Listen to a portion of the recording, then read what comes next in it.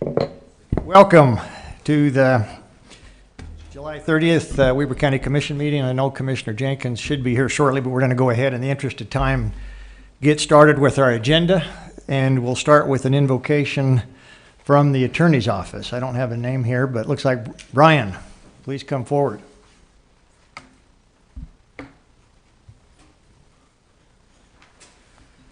Our Father in heaven, we're grateful for this beautiful day. We're thankful that we could be gathered here together to participate in local government, and we're grateful that we live in a free country that allows us the opportunity to do so.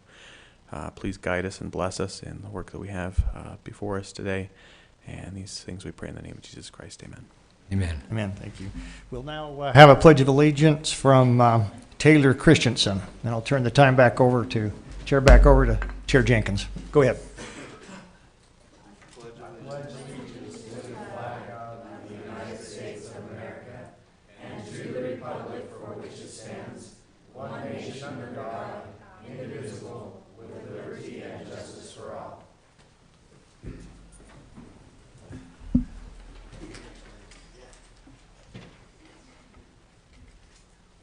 I apologize. I let the time get away from me up there. Thought of the day, Commissioner Harvey, it's up to you. Okay, great. You know, for our audience, this last week, Ogden City enjoyed their annual Pioneer Day celebration. They did a wonderful job. There were lots of activities every day that were centered around things that remembered Pioneer Days. We were fortunate enough to participate in the parade, the three of us together. This is the first time, or the first parade, that the three commissioners have been together. As far as I can tell, it's certainly in my tenure here, which is about 2.5 years. But we all rode in a wagon that was pulled by a set of match mules. That was Alan Pfister, and we appreciate Alan and his coming and driving those mules down the street. They had a lot of, they were right in stride, and he did a great job driving them. We just really appreciate that. But as we also want to call your attention to another great community event that's not just in Ogden, but the event that takes place for all Weber County. It's so to speak, a party for us, and we call it our Weber County Fair.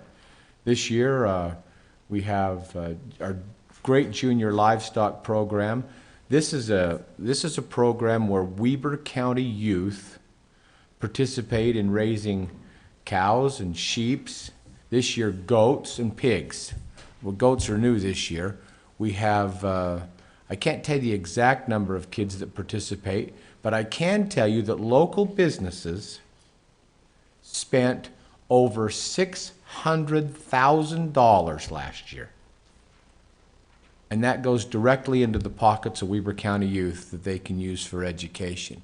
So I don't know of another county in the state that local businesses actually put money in the pockets of working youth.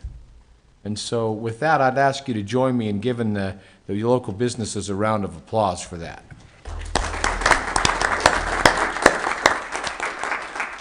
I invite you to come out to our Weber County Fair, which is starts on Wednesday the 7th and goes through every day, Wednesday, Thursday, Friday, and Saturday the 10th. Lots of great activities this year during the fair, and that opens at 11 and concludes at 11, so 11 to 11 each day. And so if you'll just mark your calendars for that, there are promotions where you can get in for next to nothing or about nothing, depending on the promotions. But if you'll just go to Weber County Fair, you can do that to hashtag Weber County Fair, and there are a lot of social media medians that you can pick that information up and get all kinds of information. But those are my thoughts today, Mr. Chair. Thank you, Commissioner Harvey. We appreciate that. You know, it's interesting. Here about 7 weeks ago, they invited us out to the fairgrounds for a kind of a pre-fair meeting. And I know at that meeting they fed us all these different meats that they had. And so we had beef and pork and some mutton, and we had goat. And anyway, when it was all said and done, I remember thinking, now I know why beef is the king of meats.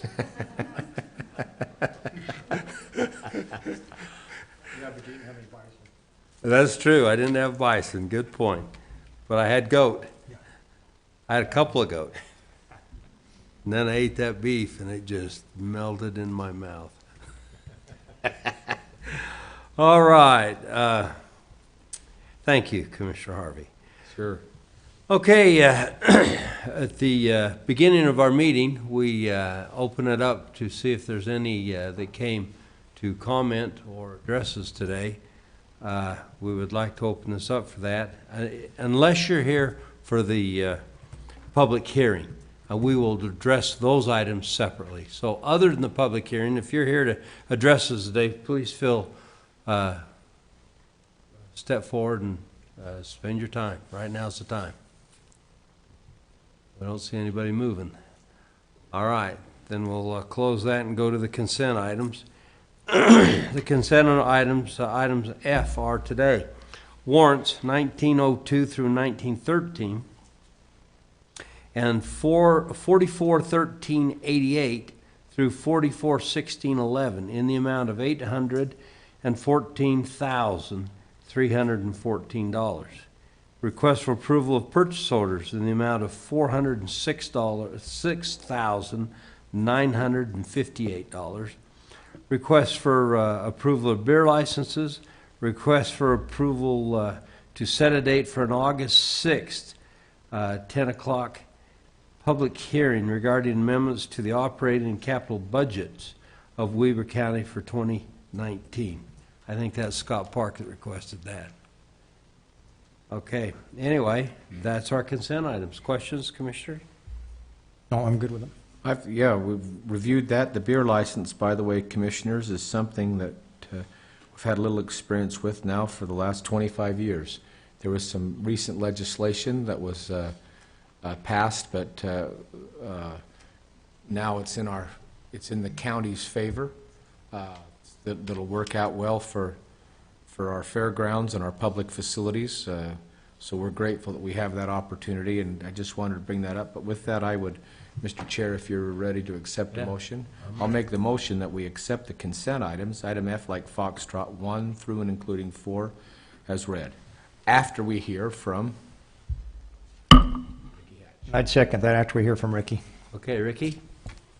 Okay, so this week we issued 14 purchase orders for $407,000. 44% of that amount, or $179,000, is for the roads department. That was primarily to purchase a loader as well as some road supplies. 31%, or $126,000, is for the library, and that almost exclusively went up to the Ogden Valley branch floor covering, replacing their carpets. And they also bought some books and materials as well. 11%, or $45,000, is for the health department, and that is to replace the carpet. 6%, or $26,000, is for our GIS department, and that's the annual software maintenance. As far as checks, we paid 234 checks this week for $814,000. 20% of that amount, or $164,000, was for the transportation tax funds that flow through us to the cities. One was Pleasant View City for about $100,000 for Skyline Drive and US 89, and then the other was for Harrisville, and that was for Larson Lane. 18%, or $148,000, is for the fair, and that's for operating cash. 13%, or $105,000, is payments that we make on behalf of Weber Housing Authority, the monthly housing payments that they make. And then we had two for that accounted for 8%, or about $65,000. Jail, that went to utilities and food for inmates, and then for the roads department, they purchased asphalt. We had a couple purchases for 6 and 7%, around $50,000. Elections paid for the printing of the ballots for the primary elections, so that money will be refunded by cities. And they also had to pay the annual software maintenance for the elections tabulation software. And then the county made its quarterly payment to the USU Extension Service. That's it. Thank you. So the only question I had on there, and I reviewed it with them this morning, was this one for Health Department for Stedman Recreation, 16,000. Well, number one, that's a side-by-side, and it's outside of the county. What was bought appropriately on the State contract. contract? Bugs me. I'm going to make a comment on this, and it's probably, Now's a good time. yeah, now's a Are we gonna good get into time. it? Well, we might get into it. Go ahead. No, I really, really support your idea of buying local. I love it when we make transactions, especially within Weber County. It benefits the county, it benefits the city by which they're sold. But personally being involved, I tried to buy 2 side-by-sides out at the fairgrounds, and all but pleaded with the local dealers. This was for a gem. They're an electric side-by-side utility vehicle that carries garbage and things like that. I tried, and they were, one case was $1,200 and the other case was $1,800 higher. And I went personally to the stores and I said, we have got to have, I got to have you guys do better on your bidding after the first time. And they just wouldn't do it. Well, this is our price. If you want it, that's what it is. Now, maybe the management changed. There was only one gem dealer in Weber County at the time, but I pleaded with them. I didn't just ask. I pleaded, and I couldn't get them to do it. So I don't know how to, running my own business, I kind of like having the business local, too. So I don't know what else you do. I don't think Well, it's good business, though, to pay 10% more, and that's about what it is, just to go in the county. I'd like them to be competitive. But those are my experiences, and they were from probably 4 and 5 years ago. Today's atmosphere could be different, but those were my personal experiences. Well, you hate to see them go all the way to Twilla, but they did. And other than that, that's my only comment. So we're not going to get into it. Any more than we have, that's right. All right. So if that's the case, I'm willing to accept a motion. I'll make a motion that, yeah, we've got a motion in a second. Well, that's true. We did have a motion in a second. All in favor, say aye. Aye. Any opposed? They're approved. Thank you very much, Ricky. We appreciate that. Okay, action items today. Item 1 is a request for a cooperative agreement by and between Weber County and Utah Department of Natural Resources, Division of Wildlife Resources, for Weber County to control Phragmites in the wetland area throughout the county. Taylor Christensen. I'm interested to hear this. Taylor. Good morning. Good morning. So the Utah Department of Wildlife Resources would like to include us in their grant for controlling Phragmites, and I'm here for your approval to enter into that agreement. Well, what does that mean when you say include us in the grant? This grant was written for us, Cache County and Box Elder County, to all work together. The main initiative is to treat the wetland areas within our county that are controlled by the county. We're not going to be treating state land controlled land. I'm going to try and do all of the drain ditches and all the retention basins within the county. So how do you treat those now? Because when they were using Roundup, that wasn't terribly effective. Did It's they come not. up with new things? Roundup still is the best option. A lot of it has to do with timing. You spray Phragmites in the fall as the plants are going dormant. That's the best time to spray them. You have to use a real high chemical ratio. And then we're also going to try doing some mowing this winter and then a retreat in the spring. That's good. I'm anxious. I'd like to see you do a little better job on these Phragmites. They've got into some of our drain ditches on the edges of the road. Mm-hmm. And Yep. them dang things, they'll jump 50 yards and then start again. And I know it's those Yeah. long runners that go down the ditch. Yeah, That's the dangest absolutely. plant I ever seen. Yeah, they are, and we're going to try and either rent or maybe even purchase a piece of equipment, an attachment to put on the end of our Mini-X so that we can reach down in the bottom of the ditch and mow it right all the way to the bottom rather than just as far out as my mower will reach, and I think that'll help us a lot. I'm glad you asked that question, Commissioner, because we had a devil of a time even on the infield of the racetrack, that frag. If you don't I have heard the chemical just doesn't work. Yeah. Unless you hit it when they're just going dormant. Yep, you have about a 3-week period where it'll actually show some results, and it's kind of tough to get all of it done within 3 weeks, but We We're burned gonna we do our burned in best. March. We did that and then we burned and they still came back. yeah, It's just, wow. yep. All right, Yeah. I'm ready. Yeah, Sheriff a Ford? couple questions for Taylor. So Taylor, I understand that we're also seeing some Phragmites up in the Ogden Valley area. And I had a email actually last week or the week before that said there's some funds set aside for Phragmites. I believe they set up to 85,000. Are you aware of that grant and Yes, how that's going to apply? Because obviously, as we look at this implementation of this weed control board, which I'm hoping will be in existence in the next 30 days or so, Yeah. that's something that we need, or they need to consider. Can you update me on that? From what I understand of that other grant that you're speaking of, that is run through UDAF, the Utah Department of Food and Agriculture. Laura Lee Cox is the local Right. representative. Uh-huh. The way I understand it is that grant is more aimed towards helping the private landowners to control the Phragmite on private property, to try and help keep it from spreading into the drainage systems, the natural waterways, versus this grant that I'm in part of is for kind of more of the public, the property that we're in charge of. Okay. So, but I will be working with Laura Lee on that project as well. Yeah, I think we have a meeting set up with her to discuss that. I'd like to have you involved with that if Yeah. you could. Yep, as far as I know, it's Thursday morning at about 9 o'clock. Okay, great. And so, is there a way to get rid of this with spraying and mowing, or is this kind of like Dyer's Wood, which is I don't- we're here to live with it? Right, I don't think we're going to get rid of it. I mean, it's been around for over 100 years, and to say that we're going to be the ones to get rid of it, I think would be a little negligent. But I think if we can control it and keep it from spreading, keep it from getting into Pineview, and keep it from getting into Willard Bay and all these other major resources, then I think we're doing a pretty good job. Agree. Mr. Chair, you ready for a motion? Yes, I am. So I would move to approve the cooperative agreement between Weber County and the Utah Department of Natural Resources for Weber County to control Phragmites in the wetland areas throughout the county, as presented by Mr. Christensen this morning. I'll second that. We're good. I have a motion and a second. All in favor, say aye. Aye. Any opposed?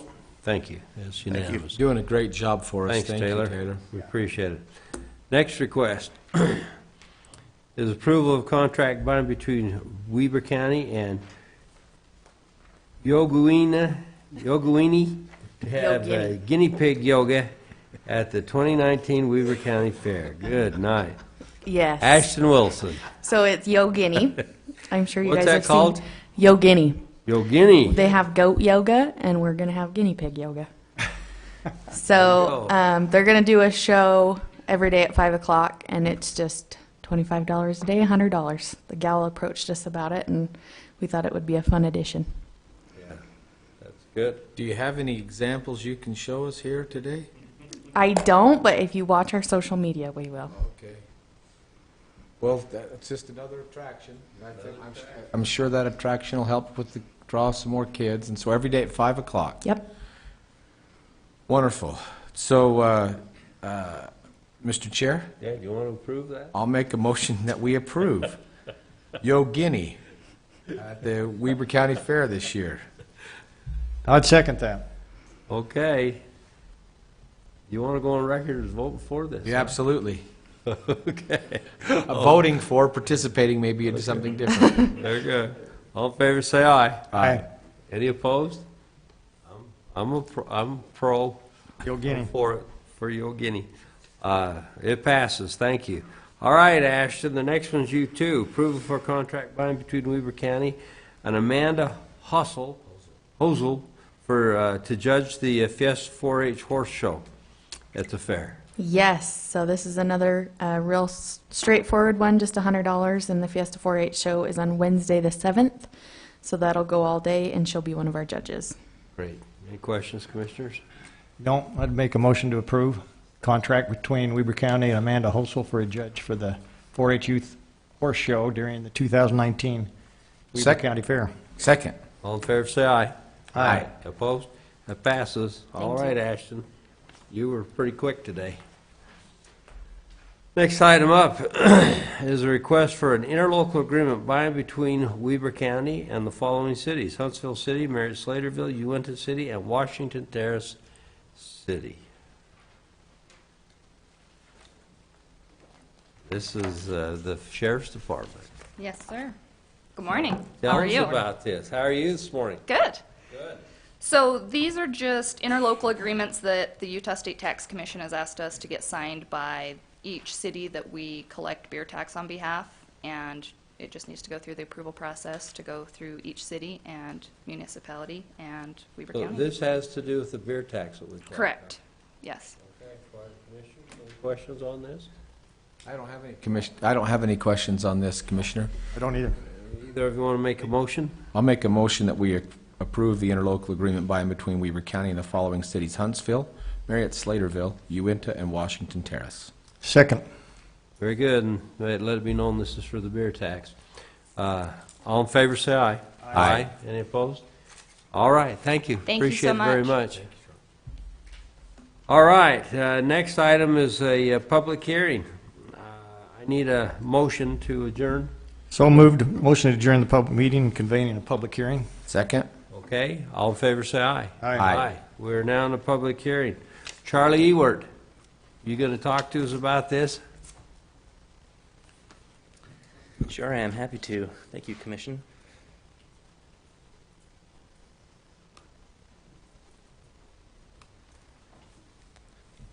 Okay.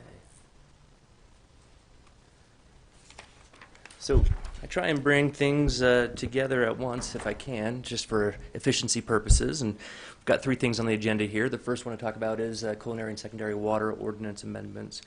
A little while back, we were approached by Hooper Irrigation Company, a request to amend the code.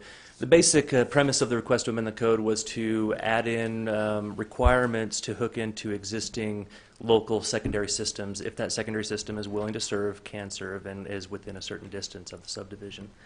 As we were looking at that, we realized we've got other issues in our subdivision code regarding water that we probably want to take a look at. One of which is the approval of dry subdivisions, which what that means is we would approve a subdivision conditioned on them finding a water source, like we do this with private wells. But they wouldn't be required to prove that water source prior to the approval of that subdivision. So we wanted to just vet some ideas with the Planning Commission and the County Commission to figure out how to best approach this. Before I dive into it, I want to let you know that both Planning Commissions, Ogden Valley and Western Weber, are very concerned about water policy and about how to go about the best way to provide for both secondary and culinary water. But both planning commissions rejected this proposal, not because they didn't like the ideas that were presented in it, but because they want a more holistic approach to water. So I'll talk about that in just a bit. So the secondary water provisions, as requested by Hooper Irrigation, it clarifies water connection requirements. Under our current county code, secondary water connection is only required when the Culinary Water Authority requires it. You guys know the county is not a culinary water authority, doesn't operate or own any water resources. And so we rely on these private and quasi-public water districts and companies. Oftentimes these water companies will require a developer hook up to a secondary system, but those water companies don't have any control oftentimes over that secondary system. And so they're conditioning their service of culinary on the existence of secondary. And the reason for that is because watering the lawn takes a lot of water, and they may not have the water storage or capacity to actually serve those secondary services. One of the challenges behind that is, how does the county go about doing this when we're not in the water business ourselves? How do we make sure that there is a secondary system that's operating and functional in order to provide for or accommodate for that culinary water company's requirement? So one possible solution is to look to the existing secondary water companies that are out there and ask them to essentially bear the burden. Hooper Irrigation has actually asked to bear that burden. So if you're within a certain distance, 300 feet of a secondary water system, and that's 300 feet times the number of lots within your subdivision, you'd be required to hook into that secondary system, if that secondary system can serve. So if it's a gravity feed ditch that's uphill, downhill, it'd be too hard to get the water back up, so that probably wouldn't work out. But if it's pressurized and they're willing to serve, it'd be required to hook into them. Other requirements is to identify standards to which secondary systems should exist. One concern that a number of private water companies have brought to our attention, as well as districts, is if they condition their culinary service on access to secondary, and the county or the private water company has no standards to which that secondary system should be built, people are going out and digging a pond and saying they'll just pump out of the pond. There's no oversight, there's no regulatory oversight to ensure that these systems are actually functioning and adequate. But once that culinary connection is made, that culinary company can't shut it down. And so there's kind of a challenge on who owns responsibility to make sure those secondary systems work. And I think under county code and under state law, I think those culinary systems are responsible to make sure those secondary systems work if they're conditioning their service on secondary water. However, do those culinary systems have the adequate administrative resources to enforce? That's the big challenge we have here. I see all of this kind of culminating into a much bigger and broader discussion about water, which I know the Western Weber Planning Commission and the Ogden Valley Planning Commission saw that snowball as well. It's a very big subject to broach, and right now the county's not in the water business. And how close do we want to get to hedge that way? Or do we want to do like what a lot of communities do and say, if you want municipal services, you need to have a municipality to serve that? So just a few things to think about as I move through this. So did both planning commissions look at this, the They- Upper Valley and the they West did. Weaver one? Yeah, both did. Okay.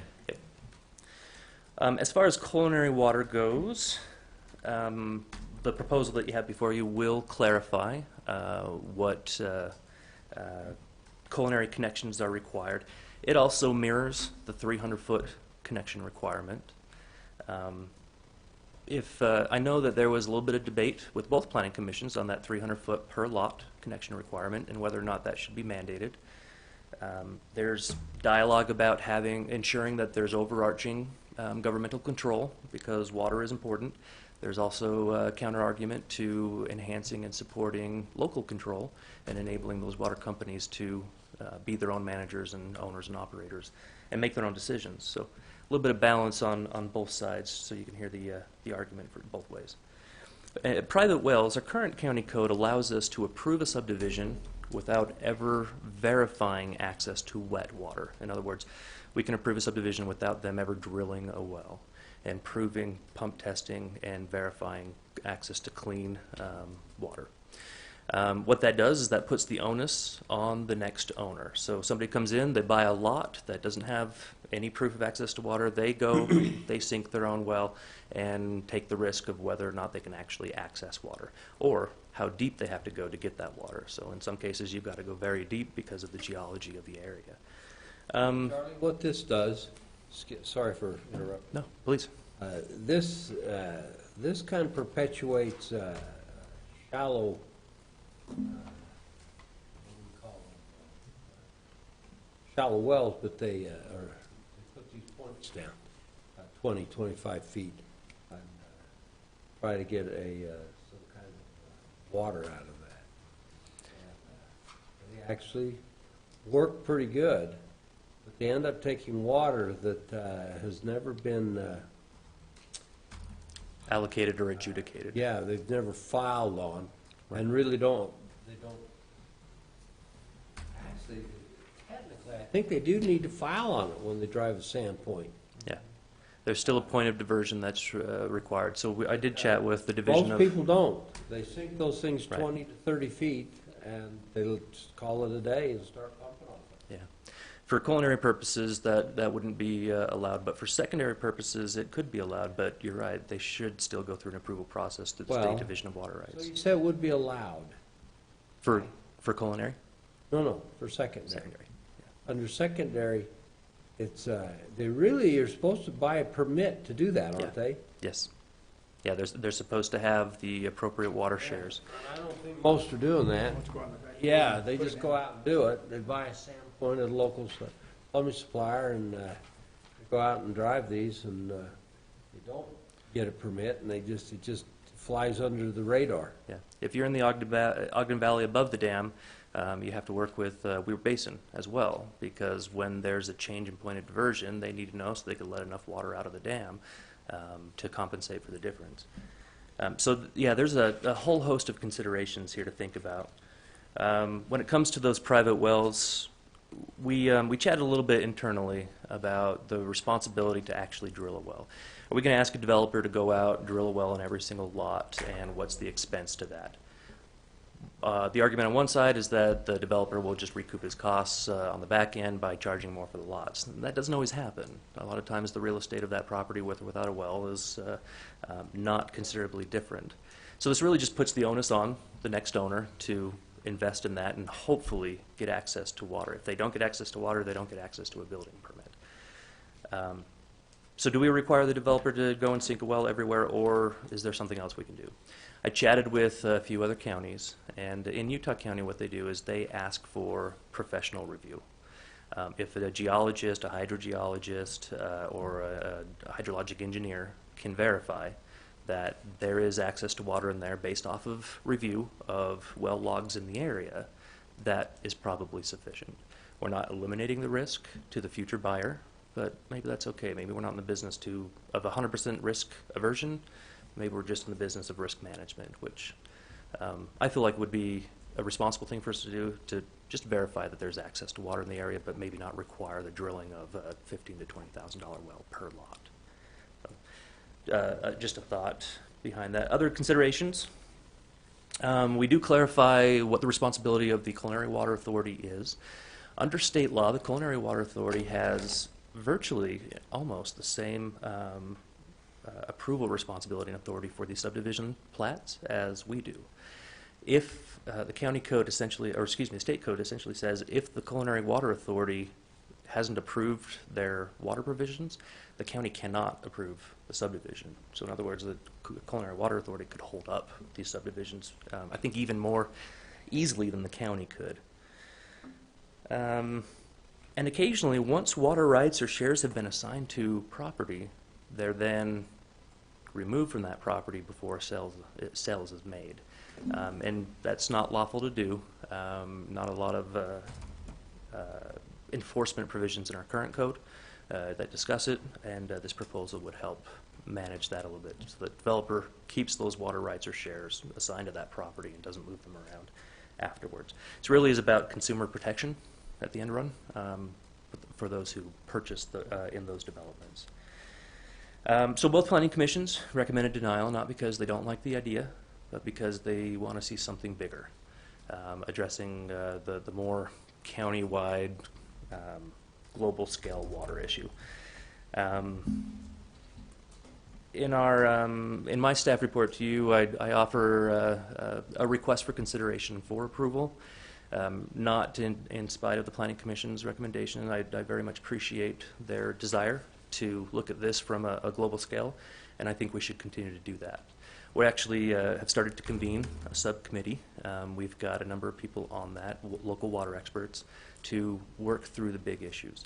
But the little issues, we could have some incremental progress towards better water management here in the county. It just depends on whether or not, commissioners, you're comfortable with the policy considerations. If you're uncomfortable with the idea of a 300-foot connection, maybe we kick that to the curb and adopt the other stuff. If you're uncomfortable with the requirement for geology review for a well, maybe we kick that to the curb and look at adopting this other stuff and just hit this incrementally. That would be my preference, but I'm up for whatever you guys want to do on water. Any questions for me? Sure. Commissioner Farr? Thanks, Mr. Chair. So what you showed us on the screen was what you're proposing, that the two planning commissions deny, their recommendation was to deny. They did, yes. And so their consideration to deny was based on really what issues? Was it the 300 feet or the idea that the county should get involved with water? What, All of them. All the above? Yeah, so both planning commissions had substantially the same discussion, even though they weren't even in the same room at the same time having it, which is clear to me that we've got a county-wide concern. Their recommendation for denial, both of them struggled. And after a little bit of struggle, staff recommended to them, if they're uncomfortable adopting it as is, we probably shouldn't draw this out because it is an applicant-driven request. Applicant has paid money for this to be heard. And so in order, responsibility to the applicant and due process, we recommended they just make a decision. But both of them said, however, just because we say denial doesn't mean we don't agree with what's going on there. Well, I got to be honest with you. I like a lot of what I see here. You know, in my mind, culinary connection, I've had some experience with this. Culinary connections, the water server has the primary say whether they want to make those connections or give authorizations for those connections without proof of secondary water. Most water servers I know of require that now, and I'd hope that that would continue, because one thing that we've experienced in this county over the last number of years is dry subdivisions. And, you know, they're not always dry when people purchase lots, but sometimes they turn up dry after. For example, in Ogden Valley, where we mandate 3-acre lots, somebody sells lots up there, they give them 1 share of water. Well, what they forgot to tell them was 1 share of water is about 20 minutes of water that could irrigate maybe a 1/4 acre. And then they come apart and the lawsuits start. So I think this is not only a good issue to protect the public, but it's a good issue to make sure developers put forth the right amount of water, or at least communicate that to a buyer, so they're not expecting to irrigate 3 acres of land when it's not going to happen. Right. We all know that. Right. And we know that water is going to become more and more harder to come by in certain parts of the county. So I applaud this effort. I'm willing to delay implementation for consensus with the planning commission, but I don't want to put this off forever, because the longer we deny this, the more opportunity we have for people to buy lots without adequate water. Right. So that's my take on it, Mr. Chair. Commissioner Farrar, you addressed a key concern that this doesn't actually address here, and it's something that the committee, I know, is going to want to talk about, and that's how much water is going to be required. A different county I worked for, and other counties that I looked at their ordinances, some of them do require how many acre feet are required. But you're absolutely right. Weber Basin, when they sign off on how many shares, and the division of water rights, when they sign off on the whole thing, it's not for irrigation for 30 acres. And who's responsible to drive around and ensure that sprinklers aren't put in for the full 3 acres when they've only got a smaller amount of water? And so who becomes the water police after that? Well, there's an easy way to deal with that issue. Well, I shouldn't say it's easy, but there is a way to deal with that issue, and that comes about with the plat approval and the CCNRs, where you designate the area that could be irrigated. Yeah. And so, and we need to make sure that people understand that, so that people don't plan on acre of grass or acre of lawn. They figure when they buy that lot, they might have maybe 8,000 square feet, and the rest can be in dryscape. But as long as that's disclosed and put on the plat with the CCNRs, which planning can verify, then I'm good with that. But, you know, if you show somebody a 3-acre lot, they envision 2 acres of grass and, you know, an acre and a half of horse pasture with up to the horse's belly, which we know is not feasible. Yeah. So I think that just has to be disclosed up front, and that can be handled in CCNRs and the plat process. Agreed. I appreciate that. Commissioner Harvey, anything? You mentioned, Charlie, that one of the planning commission's concern, or each planning commission concern, was that we have better water policy. But explain to me again, when we are not in the water business, how we would mandate to districts through policy what that is, just so that I'm clear. Well, this, built into that question are, I think, 2 policy questions. Number one, should the county have laws that mandate the operation, management, maintenance of local systems? I think that's the first question that the commission should consider. The second question is, if we do, in what form should that be? We can adopt laws that say, we're not in the water business, but those of you who are need to be in the business this way. and create some rules. There are some parameters to which those rules can be, but what we have here would be within those parameters.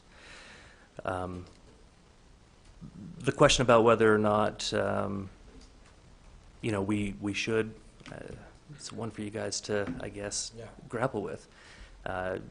Jurisdictions that have districts that cover their whole jurisdiction, jurisdictions that have their own water companies, they've already got I'm going to use the word monopoly, they've already got a monopoly on this. And they've got the ability to mandate whatever they need to. So I kind of see, as long as development continues on the path that it is in the unincorporated areas of the county, I see the county needing to take a position on this at some point in time, whether or not we are going to be in the water business.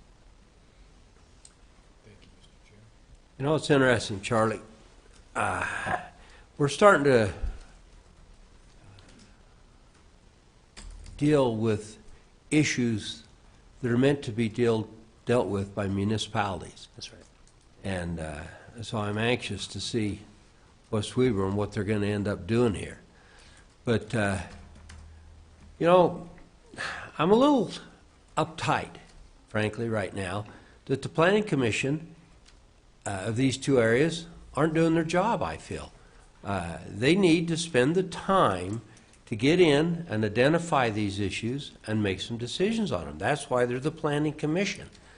And they need to sit down and spend the time to go through these and decide how they want this to look, how they want it to operate, and what they want it to do. Now, I've been through this before. Out in Plain City, we took a good look at water policy, and we contacted Pineview, and they come in and they give us a price to do it, and we accepted it, and we allowed them to come in and put secondary water into the city. Well, it's been interesting following your email strings between Brad Blanche and you guys on secondary water, and to see he's trying to develop and he can't get the water, and then he does get the water, and then we're requiring him to do things that he says we don't have the right to require him to do, but that leaves him with a dry subdivision. And when you're talking, it's one thing when you're talking 6 or 8 lots, but when you're talking 250 lots, it's like, how can you allow a 250 lot subdivision to be a dry subdivision? You really can't do that. It's too big. So it gets really complicated here when they start doing this.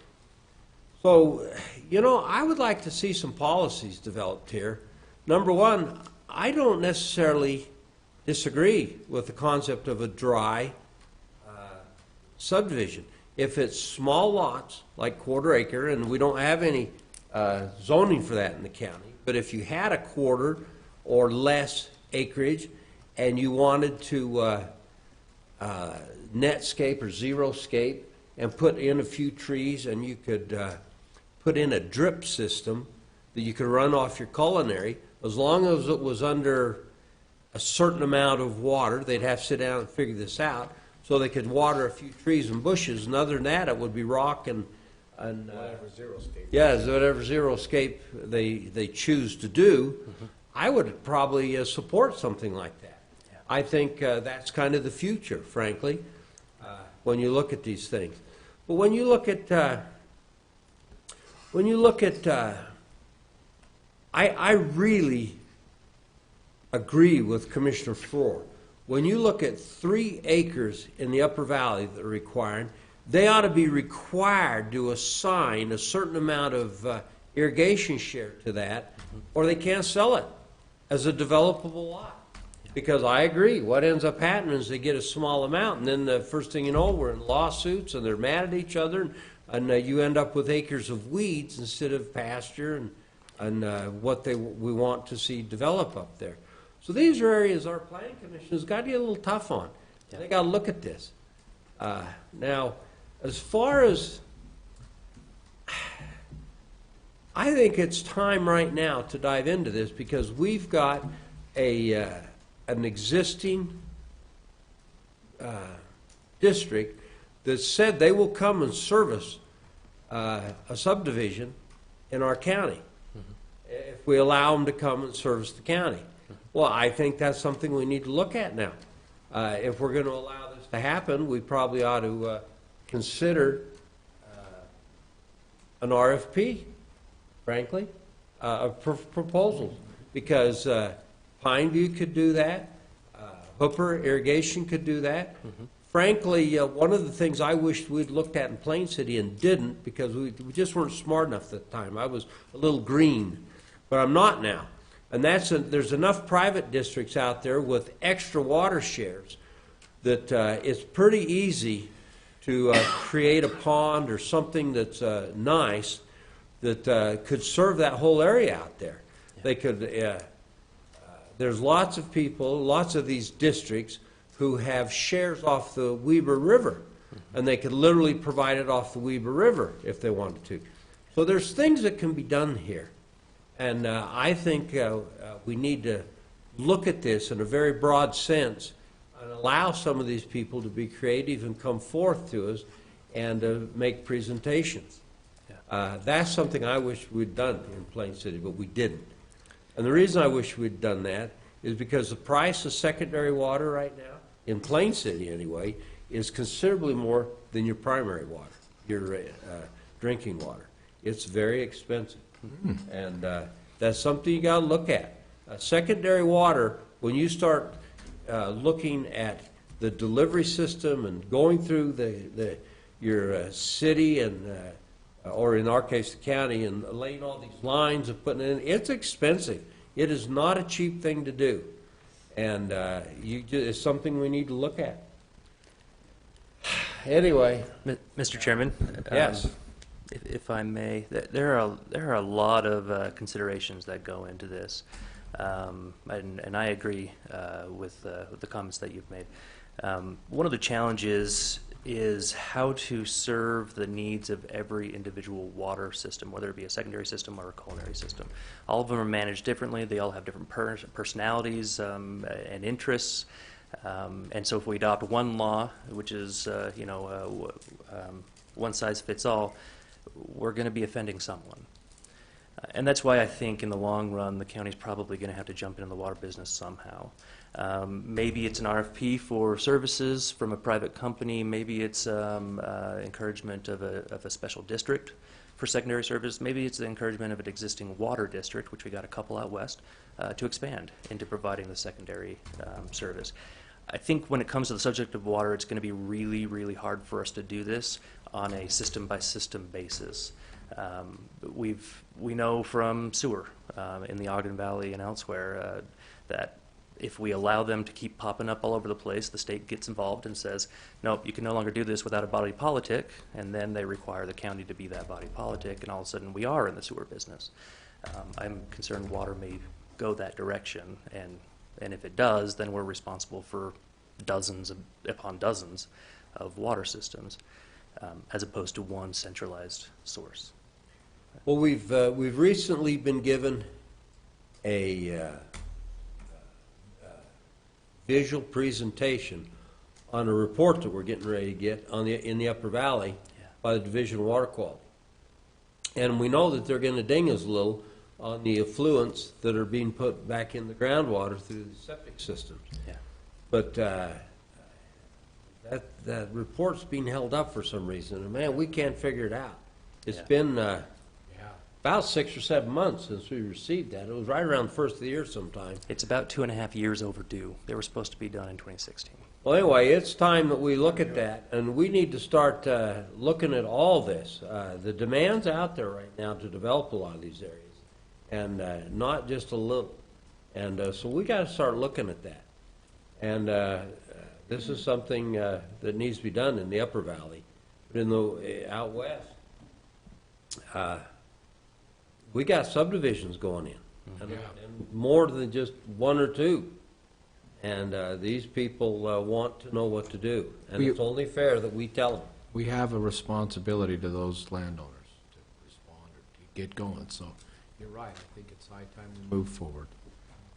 If you were to deny this today, it doesn't stop the water conversation. Both planning commissions said, keep this rolling. We want to see full steam ahead. So they're still very much invested in getting this done. It's just the details of what you have in front of you is they just didn't have the time or at the time, they didn't have the ability to invest to verify that it's exactly what we need. Both of them thought they needed more, bigger My concern, Mr. Chair, is if we deny it, that gives, we don't have regulation. I think this is an important issue, not that we need to move this forward, even if we table it and put in a time certain, but to kind of get back to your question, you know, should we be in the water business? Well, Charlie, we're in the land use business by nature, and if we're in the land use business, that means we're squarely in the middle of the water issue. And so they go hand in hand. This is something I've been involved with for my entire career. I don't think you can separate the two. I mean, if you do, then you have issues, and that's what creates lawsuits, it creates unhappy owners, creates all sorts of problems. So I think it's time for us to get involved with it, and I agree with the chair that I'm a little bit concerned that the Planning Commission continues to kick this down the road because they don't want to make a hard decision.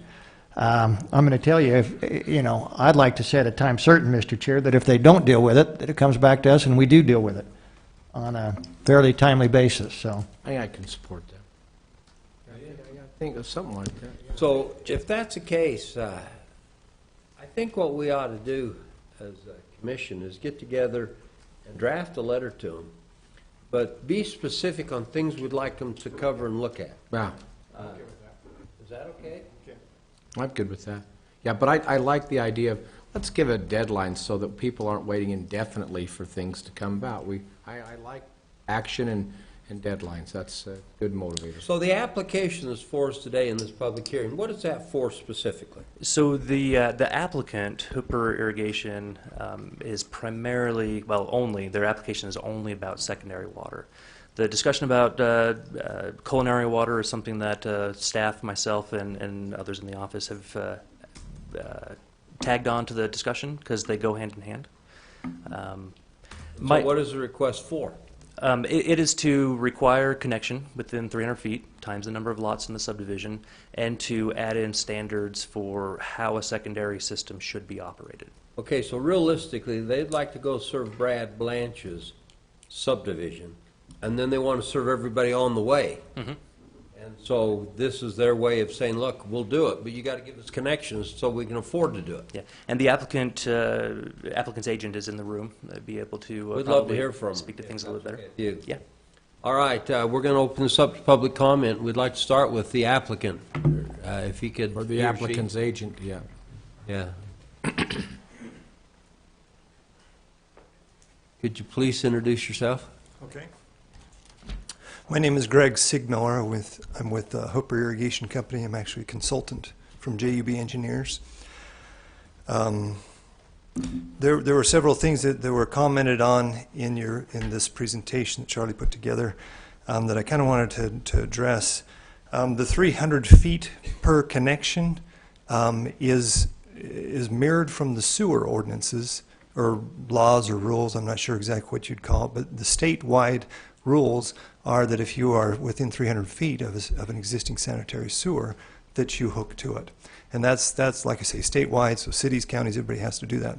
And so we thought, well, it works for sewer, let's try it on secondary. So that's kind of the origin of where that came out.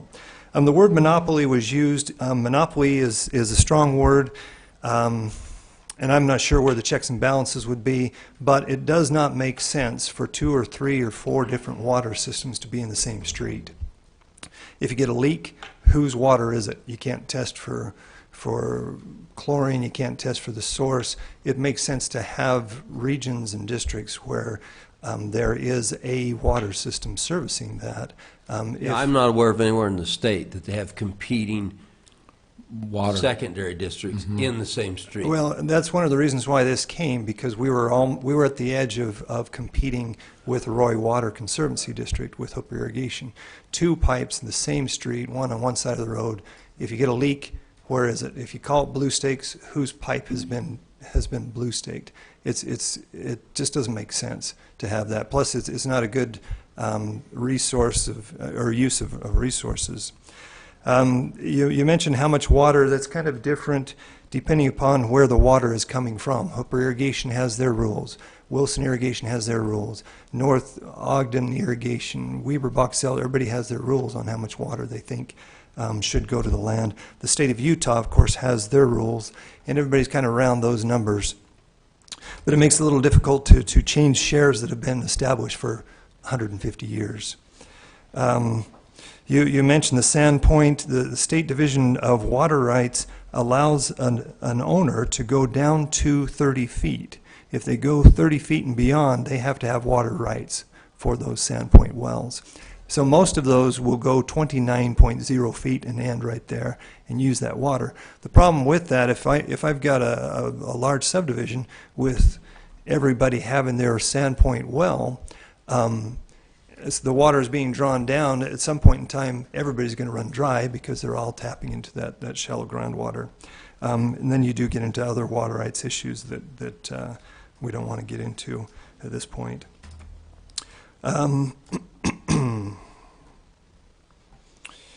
Let's see, there was some Xeriscape. You know, Xeriscape is a wonderful thing. It's environmentally conscious. The problem is the first owner, he'll put in a Xeriscape, he'll put his drip system to his trees.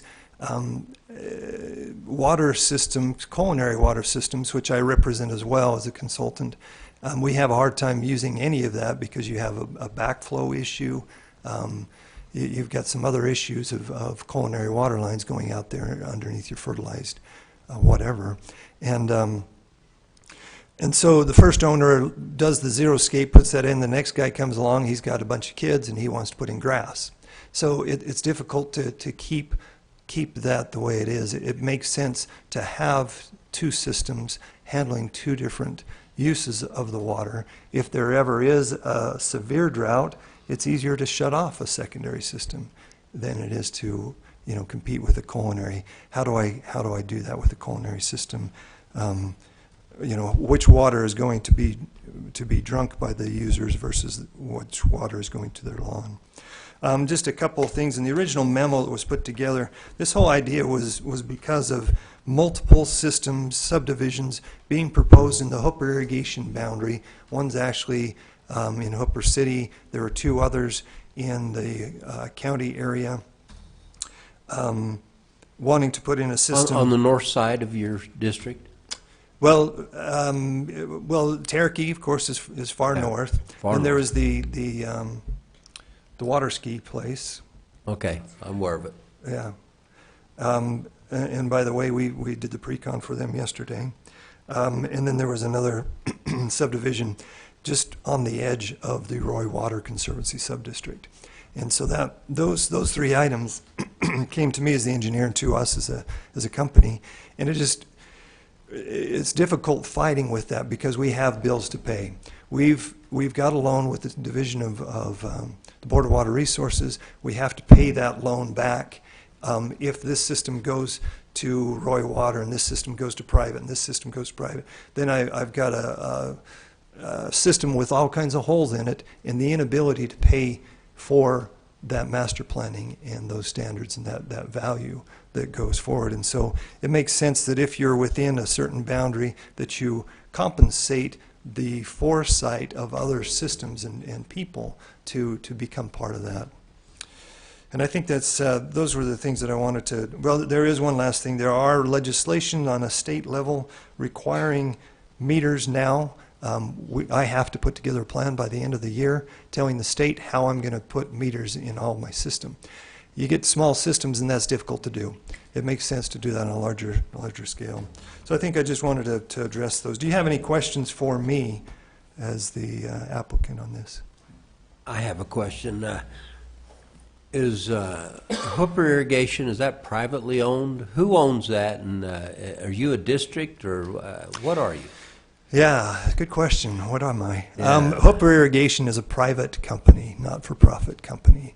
And it's the ownership is in that of the shareholders on the Hooper Canal system. On the Hooper Canal. So And it so- started out as an open irrigation system. 150 years ago. Right, and is now going into secondary for some of these areas. As of about 20 years ago, we started pressurized. Okay, so this is exactly the kind of system I would have liked to have seen Plain City operate with the Plain City Canal Company. We had the ability to do this. And To do an RFP, as you suggested, Commissioner, would be difficult because Hooper Irrigation has shares in that area. Pineview Water doesn't. You know, their focus is in the northern part of the county, and so it's difficult because the shares having shares of water is huge. You don't start a system unless you have shares, Right. and so that little cog in the works there. You know, your point's well taken. It's not easy to do that. But at the same time, how would we, I mean, the law requires us to be fair and equitable when we offer these things. And how would we take that on without offering it publicly to other organizations? Well, you also made a suggestion about county encouraged things. I don't know if the county, because Hooper Irrigation being a private company, I mean, our hands are tied. We have 3 loans right now with the Board of Right. Water Resources. We've got to pay that back. We can't get any more. And so we kind of put the onus on developers, and that's a big deal. I mean, this particular developer that was talked about today has almost a mile and a half of pipe to put in. It's close to $1 million. Do you put that on him? Do you put that on Hooper Irrigation? Can you incentivize that through county, realizing that it's not just going to benefit one development, it'll benefit everybody along the way and beyond, because now you have water in a new area. So I don't know if there's something county incentivized that would work to help with the same situation. We appreciate that. Where do you guys get your water from?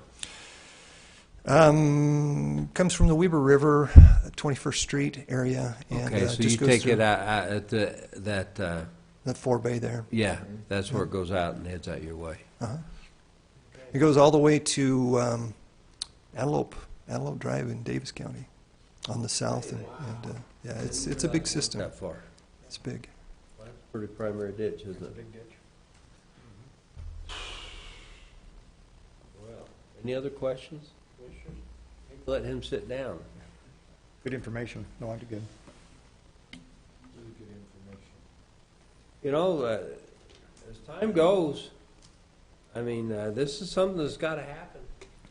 You know, eventually we got to get into this.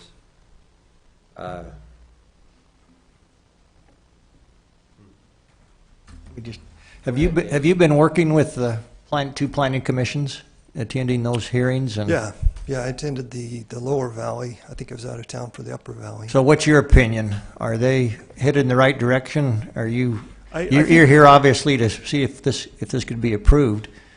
Yeah. Do you put any faith in them getting this solved in the next 60 days? 60 days is pretty aggressive. I don't know. I'm a pretty aggressive guy, so. Yeah, you know, there were some emails that went around putting together a committee. I think Charlie's been involved in that, and we haven't met yet as a committee. I do know that you do have some people on the commission, on the planning commissions, that are pretty sharp. They have some good experience that can kind of pull this all together. 60 days, I think, is aggressive for So them. does this need further study? You know, I think further study, you kind of beat around some of the same tough questions. You know, the same tough questions are, do we start a monopoly, quote unquote monopoly? I don't like to use that. The same tough question is, you know, where do we draw the line? Same tough question is, you know, how much do we impose on development to make them responsible to get the water where it needs to go? Another tough question is, what kind of responsibility does the culinary water system have on this? Culinary water, they'd like to just wash their hands of it, excusing the pun, but they don't want to be involved in that, because their job is to provide water to drink and not to mow or to water lawns. So you've got, you know, some of the same tough questions that were asked in both planning commission meetings that at some point in time, somebody's just going to have to put the foot down and say, this is the way it's going to be. Sorry, we're going to offend some. Others we're going to make happy. So you mentioned that the culinary companies just as soon wash their hands, which explain that to me, because the culinary companies that I work with directly understand that if they don't have a secondary system, they're going to be pumping culinary water on an acre of grass. Exactly. And so unless it's entirely about making money, most of those culinary companies view it as a valuable resource that they don't want to see go out on a Grass. cornfield. So explain, why wouldn't they have an interest Well, in, they definitely have an interest, but the thing that they don't want to do, Bonavista Water, for example, I mentioned I'm their engineer as well. right, Their policy is that either you have a secondary water source when you come with a plat to them, or we don't give you water. okay, which I can appreciate that. And that's Yeah. their policy. Well, So that Gage- way they don't get into the secondary. So- Yeah, let me answer part of that too. What happens is these guys size their lines based on residential use. And so if they end up using it for ag, their lines aren't big enough. Correct. And so they really go out with that thought in mind. And that's one of the problems with these guys watering their hay fields and everything else on the secondary lines, because they really go out with the idea of having a restricted use for residential lots, not for great big hay fields. Yeah. And that ends up causing the same problem in the design. Yeah. Well, so I agree with the policy that that you just quoted for Bonavista. I know Huntsville Water's on the same, that unless you can show you have secondary water, we're not going to give you a culinary connection because we don't want to take the chance. Exactly. So I do support that, 100%. Good, All right, thank you very much. thank you. Are there others in the audience who would like to comment on this? We'd really love to hear from you. You know what?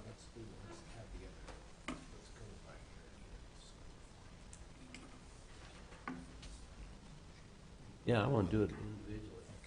Yeah. Mr. Blanche, Mr. Blanche, Commissioners, good morning. Thanks for good to taking the have you time. here. Thank you. So Brad Blanche, 736 South, 4700 West, West Weber.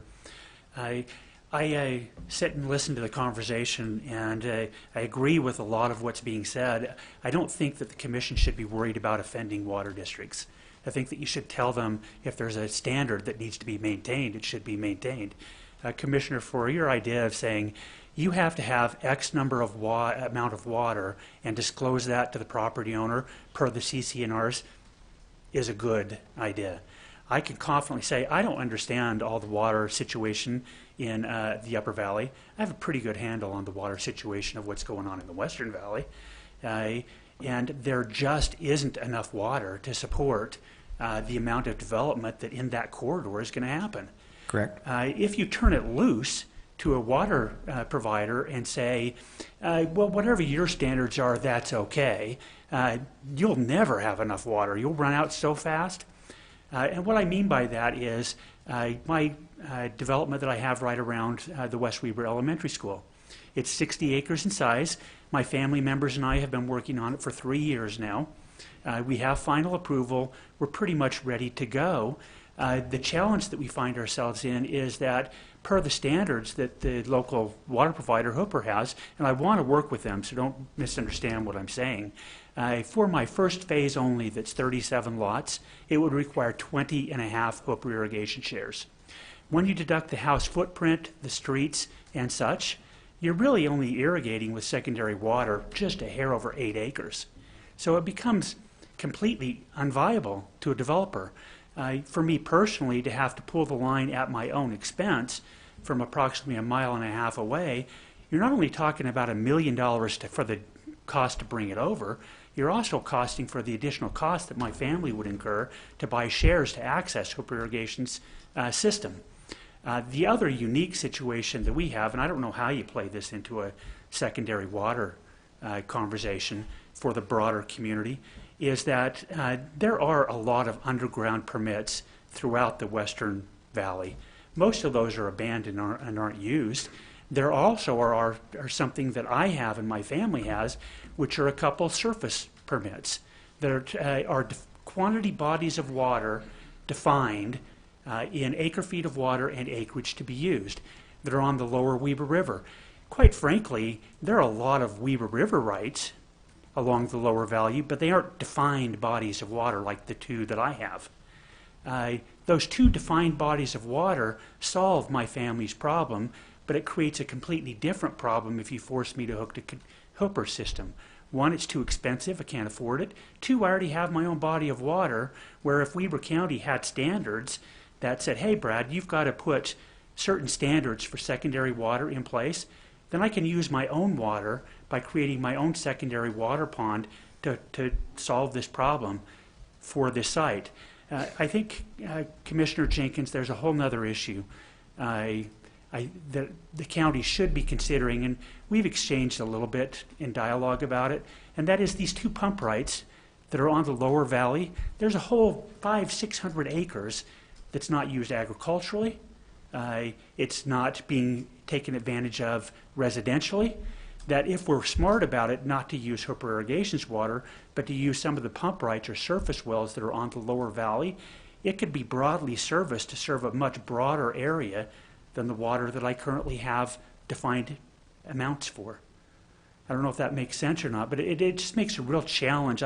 I really like the idea of saying, hey, developer, you have to define in CC&Rs and even in deed, here's the amount of water that you have to have. The second problem that goes with that is, where does the water come from? The current source of water I can't do. I could move my pump right to Hooper's diversion point and give them the acre feet of water. There are priority dates that become problems where I'd get a haircut in doing that. But the second problem that I have is you only have one district there. Who's going to oversee their policies? That says, you know, you don't really need 20.5 shares because you're only irrigating 8 acres. You only really need 8. So it's those kind of things that give me heartburn and trouble. I fully support the county's initiative to try to define this problem and to get our arms around it. I also want to work with Hooper Irrigation, but their financial problems can't become mine because it flips my subdivision completely upside down. Would love to work with them. So do you have irrigation rights to this subdivision you're talking about? I have a combination of Hooper shares that wouldn't do the whole project given the standards that Hooper has in place today. But I also have a couple of these defined surface bodies of water that I can move to accommodate the problems that I have. I have more than enough water if it's done smart and wise that wouldn't just benefit me and my family, would benefit a broader community. Well, the reason I question that, when I first moved into my house, I moved in, and in front of my house on the edge of the road was a great big canal, you know, a ditch that all the property around my house was irrigated by. And some people flood irrigated and others didn't have the elevation. So I know my family had a great big 8-inch pump there that we operated and irrigated out of. And we had timeshares. It was big enough that it could take the flow of the ditch. And I was on a time. Well, anyway, as a result, I was allowed to put in a small pump and a secondary system of my house. And so when it was our turn, I would simply go out and flip the switch, and all the heads would come on. That's how I watered my yard. And there was enough water in the ditch flowing all the time that I could pretty much, in about a 36-hour period, I could water several times if I wanted to, because, you know, the amount of flow out of the ditch was minimal. And that's how I covered my responsibility. But I was on an 8-day cycle, just like everybody else. So after I irrigated, I have to turn it off everything else. And, you know, it was 7 more days before the water come in the ditch. But that worked out just fine. Do you have that capacity where you're at to run a ditch behind all these places and allow them to put a pump in? And would we as the county allow that? So what you described essentially is how Hooper Irrigation works today. Through this development site that I'm talking about, the Hooper Irrigation Canal runs right through the northern boundary of this development. It's a covered canal, meaning that it's piped with dirt over the top of it. So I have rights out of that canal just like all the other farmers do out there.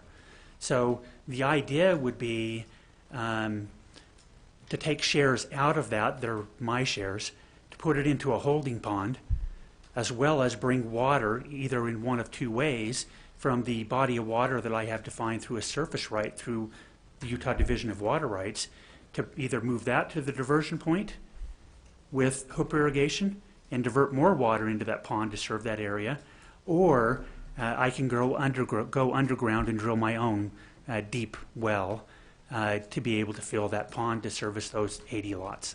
So that canal that's covered, how often is water in that canal? From typically, I would say, mid-April through October. Okay, so the canal runs full most of the time. Full most of the time. So would they allow you to simply put a pressurized system off that? Greg and I, as well as Hooper Irrigation, have had conversation around a topic that you mentioned. Why don't we put a larger pond in that area?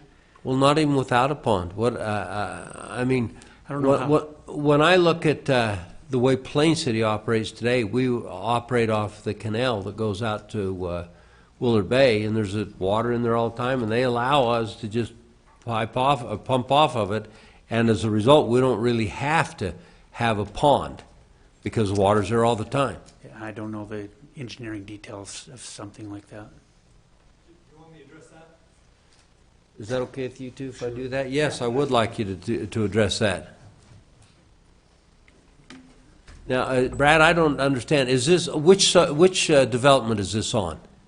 Is this on Cherokee Farms? Village, and you think of my developments are somewhat large. This is the smaller one. It's 60 acres. What I think most people aren't quite understanding is that it has half of that property is being left of permanent open space. Yeah. So it's 80 lots. It's right around the West Weber Elementary School. Okay. And there's a large portion of agricultural Sorry, Brad, property. that's the village? It's the village. There's an agricultural I have to be able to irrigate that 25, 30 acres in addition to providing water for the God, oaks. this gets more. I forgot about that. This gets a little more complicated. But I'm than gonna save a lot of water because we are gonna do a lot of xeriscaping, native Yeah. landscaping. We're also, even the 25 acres of open space, it's going to be, hopefully, pressure watered so we're not flood irrigating, Right. and that's 50% savings there. Well, that's exactly where I was going, what you're talking about, because if you can pressure irrigate these, well then when a system does come through, it's really easy and inexpensive to just convert over to it. That's the idea. That's what happened in Plain City when we finally decided to put our secondary in. Most connections were pretty slick because everybody was irrigating out of the ditch in front of their house, so they just had to run in the general area and stub up a pipe, and everybody hooked to it, and bingo, we were done. And it was, generally speaking, really slick. That You know, sounds there were a great. few issues, people that had issues, but for the most part, it was not too tough. I know with the extensive conversations that I've had with the Division of Water Rights, the bigger project that's down along the Weber River, Right. that one I can do exactly what you just described. Okay. All right. I've got a question for Mr. Blanch, Mr. Chair. Oh, well, Okay, go I ahead. kind of called the other guy up, so I think. Please, introduce yourself again. Greg Siegmiller. Greg. Sorry, Greg. So the question is, why can't you just put a pump in the ditch Uh-huh. and just run it that way? The reason being is because there are shares and there are cards that have to go out to everybody, and everybody is allocated a certain time. On Hooper Irrigation, it's every 7.5 days that you get a particular share of 45 minutes to use your water. If you're taking your water outside of that allocated time, it's illegal, and hands are slapped and fines are extended. So until a development is large enough to have an entire stream, a full stream, which equates to 3 CFS, they can't just perpetually or continually flow water out of the canal and into a reservoir. I'm dealing with Syracuse City, I believe it is, that wants us to give them a full stream to one of their reservoirs, and they just don't have enough. It's hundreds of connections, much larger than what he has here. So what that means is Mr. Blanch or somebody that he hires would be out there every 7.5 days, sometimes in the middle of the night, opening a gate, running it in, filling the reservoir, shutting it off, and waiting 7.5 days, hoping that Yeah, I will fill understand up. where you're going, but what happens here, you have carry water they talk about, and that's water that it takes to get the stream to where it's going. And so this carry water is just residual water that exists in the ditch. And when that water is carrying along there, I guess the real question is, do you allocate the full 3.5 CFS when somebody's downstream taking it? Mhm. Okay. To my knowledge, yeah. Yeah. You know, there are some Yeah, there are checks and balances. You know, at some point in time, the Division of Water Rights going to check us. The state engineer is going to check and make sure that we're putting water to property, we're watering we're getting water and irrigating what we think we should. There are other checks and balances with the state. For example, if my fees are too high, there's checks and balances on the state. And so, you know, we have those things to address. And anyway, hopefully that answers your question. Yeah, it does answer it. The only where I was driving this is it's obviously operating in other areas, and it would be really nice if you could just simply hook to the ditch and have it pressurized, so the pump would run all the time, and anybody could open up their system all the time, and you could do it through carry water, not through allocated water. But I wish it worked that way, but it's not that simple.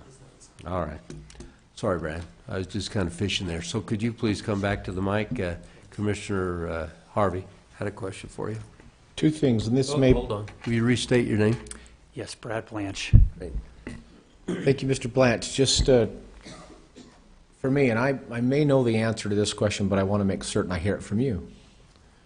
Do you have a will serve from Hooper Water or from any water district for your village project? Do you have, how many do you have?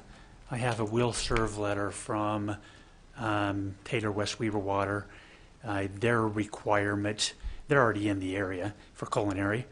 To serve all 80 proposed homes there? Yeah, they've got a 12-inch line. I think, well, it's a large line in 900 South right there, yes. So just so that I'm clear, you have a will serve to serve all 80 homes in the village area? Yes. Thank you. Next question? Primary water. I'm going to call it culinary or primary. Thank you. Either way, thank you very much. Is that? That's correct. Thank you. But what we're talking about is the secondary water to those areas. You don't have any will serve or anything for secondary water at this very moment, correct? Well, I wish I could answer it directly. So do I. The answer is yes, I have a will serve from Hooper Irrigation, but in order to do it, Hooper Irrigation is willing to serve it as long as I fund a 16-inch line. Thank you. So, Any other questions? Not a question, but I think Mr. Blanch brings up a couple of key issues that we need to consider moving forward. Number one would be the standards that we would adopt at some point, which basically would say, look, because you have 3 acres of ground, does not mean you need 3 acre-feet of water or 3 water shares. You need to look at the property that actually is going to be watered based on CC&Rs and other things. So standards become an integral part of this. And the other part that he brings up is any policy we set, I think, needs to be flexible and allow other uses. We know that ponds, we know that wells, we know that there's other sources of water that property owners have the right to apply for and receive. And so we don't want to limit any property owner to say this is this service district has to be X.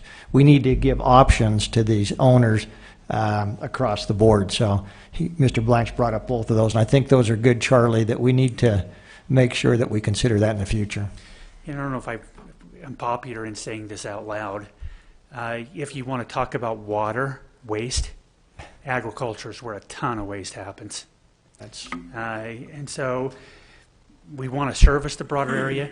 I think you all know my area well enough to know that the Central Weber Sewer District's master plan doesn't really service beyond the west side of 4700 West. Development, in my humble opinion, isn't going to happen aggressively west of 4700 West until the sewer situation is better addressed. I don't think secondary water is the same as culinary or sanitary sewer. Yeah, and our days on the Water Development Commission, Mr. Chair, you remember that over 60%, as I remember, close to 70%, at least a couple of years ago, was being used for agricultural purposes. I think 75. So yeah, Mr. Blanch is correct on that. That he is. You know, real quickly, Commissioner Harvey, do I have a will serve letter or a will serve commitment? I could give myself one, and the state of Utah would support it. I will serve my own project with my own water. That's the net point that I'm trying to make. So, Any question there? I'll reserve it Okay, great. All right, others in the room who've come to comment on this, please. Would you state your name? My name is Paul Joyce. I live in Huntsville, Utah, out near the monastery. Pleasure meeting you all, commissioners. Commissioner Frohr, you actually sold my parents their first house here in 1981, so we met when I was 3. Yeah, that was me in the younger days, thank you. Thank you for reminding me of that. So listen, I've been listening to the conversation, great conversation. I appreciate all the comments. I'm unfortunately one of those unhappy people that we talked about earlier that is in a water situation that has been driven by the code that is at stake here. I moved into a subdivision, built a new house in 2017, in which was a Valley 3, 3-acre, which most of the valley is, and learned the hard way, even though a lot of misinformation from real estate agents and others, that the actual appropriate amount of water to irrigate 3 acres of land is 9 acre-feet of water. Are you in Monastery Cove, excuse me? I'm not. I'm in Silver Summit Estates. Okay, thank you. So just this way. So it actually takes 9 acre-feet of water to irrigate 3 acres of land. You guys probably are aware of this, that the rule is 3 acre-feet of water per acre of land. So you get a 3-acre lot, you put a house on it, put a driveway on it, a barn, a pool, maybe you need 7 acre-feet of water, but that's still a significant amount of water. So much so, I did some math. I don't know if you guys know how much an acre-foot of water is. It's 325,000 gallons of water. So when you talk about 7 acre-feet of water to irrigate a lot after you put all those things on, it's literally 20 million gallons of water you pull out of an aquifer every year out of a well. Or you put a load on an existing culinary service provider, a secondary service provider. It's a lot of water that we're actually discussing here. So it's very interesting. By the way, I want to applaud Charlie. I know Charlie, I'm probably a pain in the neck to Charlie at this point. He's heard me loud and clear via emails and voices, but I've spent a significant amount of dollars at this point, over $40,000 in suit against the developer due to I think Charlie in his thing said, the reasonable interpretations of the code as was prior written. So as Hooper Water has come and asked for this change, it has given the Planning Commission an opportunity to rewrite actually all of the code regarding all of this, not only to satisfy Hooper's concerns, but others that I think that are present currently. Very specifically, I will draw your attention to 106.42, which is subdivisions. Part 2 is in required improvements. And what they've done is they've entirely rewritten 106.42 around the water provisions, which are Part A and M, Part A culinary water, Part M secondary, to better satisfy these conditions of where a culinary provider can actually require that there be, if there's a secondary provider within a reasonable distance, that they actually connect to the secondary provider as part of willing to serve the culinary water, which has been the focus of the subject today. The problem with this is that it doesn't address actually when this isn't the case. So in Silver Summit Estates, we are actually not in the service area of a culinary provider. And the new code, the new way that that 106.42 is written, the Planning Commission calls out actually the Utah State Title 17, Chapter 27A, Section 1, which is general provisions, specifically Section 103, which is definitions. And definition 11 says very specifically, a culinary water authority, it uses the word carefully, authority, and this is very important that we look at the nuance of this wording. A culinary water authority means the department, agency, or public entity with the responsibility, I want you to hear that word carefully, responsibility to review and approve the feasibility of the culinary water system and sources for the subject property. That is the definition by state of a culinary water authority. Now, in my case, there is no culinary water provider or authority. The only way that I can get culinary water from my house is to go get an exchange to lease water from Weber Basin Conservatory District, right? And then I go to the Division of Water Rights and I get a well permit to drill a well. And then when the well comes up, the Weber Morgan Health Department goes and checks it and says if it's good for drinking. And then if it's not, I dump a bunch of bleach down it. You guys know the drill, right? But ultimately, I get to that culinary water from my family by access of a well through water I lease through the Weber Basin Water Conservatory. The Weber Basin Water Conservatory would not identify itself as a culinary water provider, nor would it identify itself as a culinary water authority. The Weber Basin Water Conservatory would not say that they have the responsibility to review and approve the feasibility of the culinary water system for my home. The Division of Water Rights and the state engineer would accept that responsibility.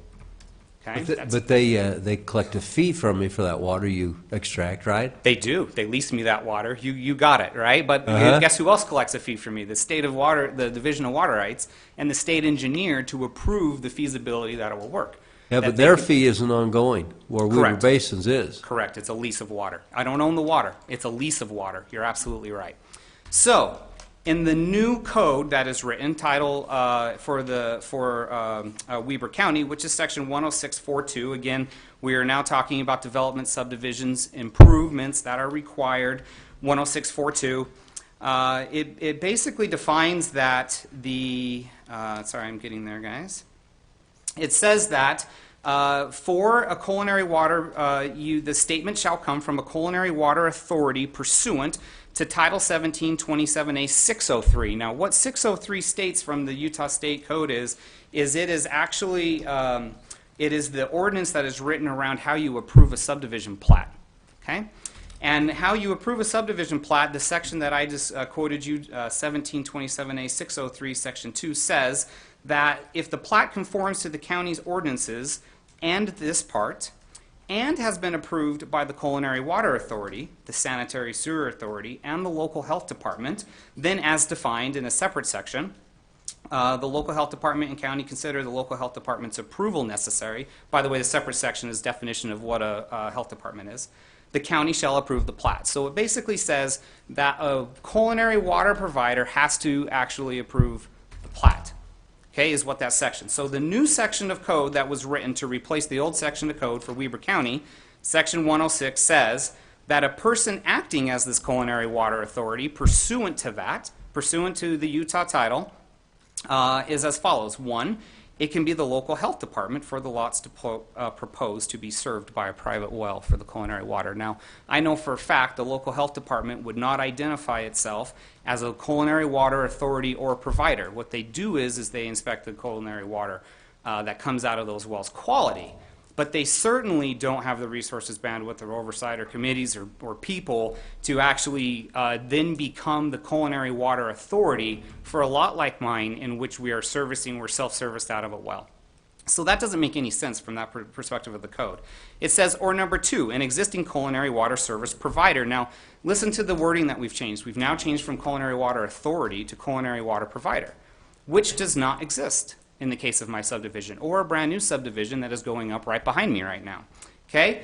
Or it says if the culinary water authority is being newly formed, right, like we're going to go build one so we can service these definitions, then we need the owner of that water company to sign something that says he's going to be willing to do this. No problem. So already we're into a bunch of chaos that's going to require more lawsuits. Okay?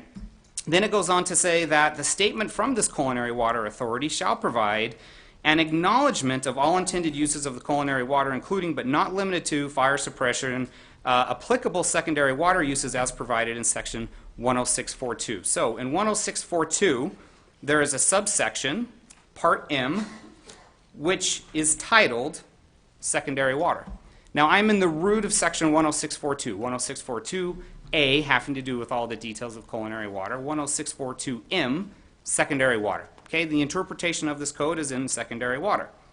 It says, as a preface section to all of the subsections, 10642M, secondary water, when acting as a culinary water authority pursuant to 1727A 603, which again was the Utah title around approving of plats, The culinary water service provider may require that a secondary water system serve some or all the lots within the subdivision as a condition of committing to serve culinary water. Now, this is what we've been talking about today, that the culinary water provider have the ability to say, I will not serve you unless you go use that secondary water, which is in a reasonable distance for you to get to. Now, in my case, I do not have a culinary water authority or provider. I have a well, but I am in the service area of a secondary provider.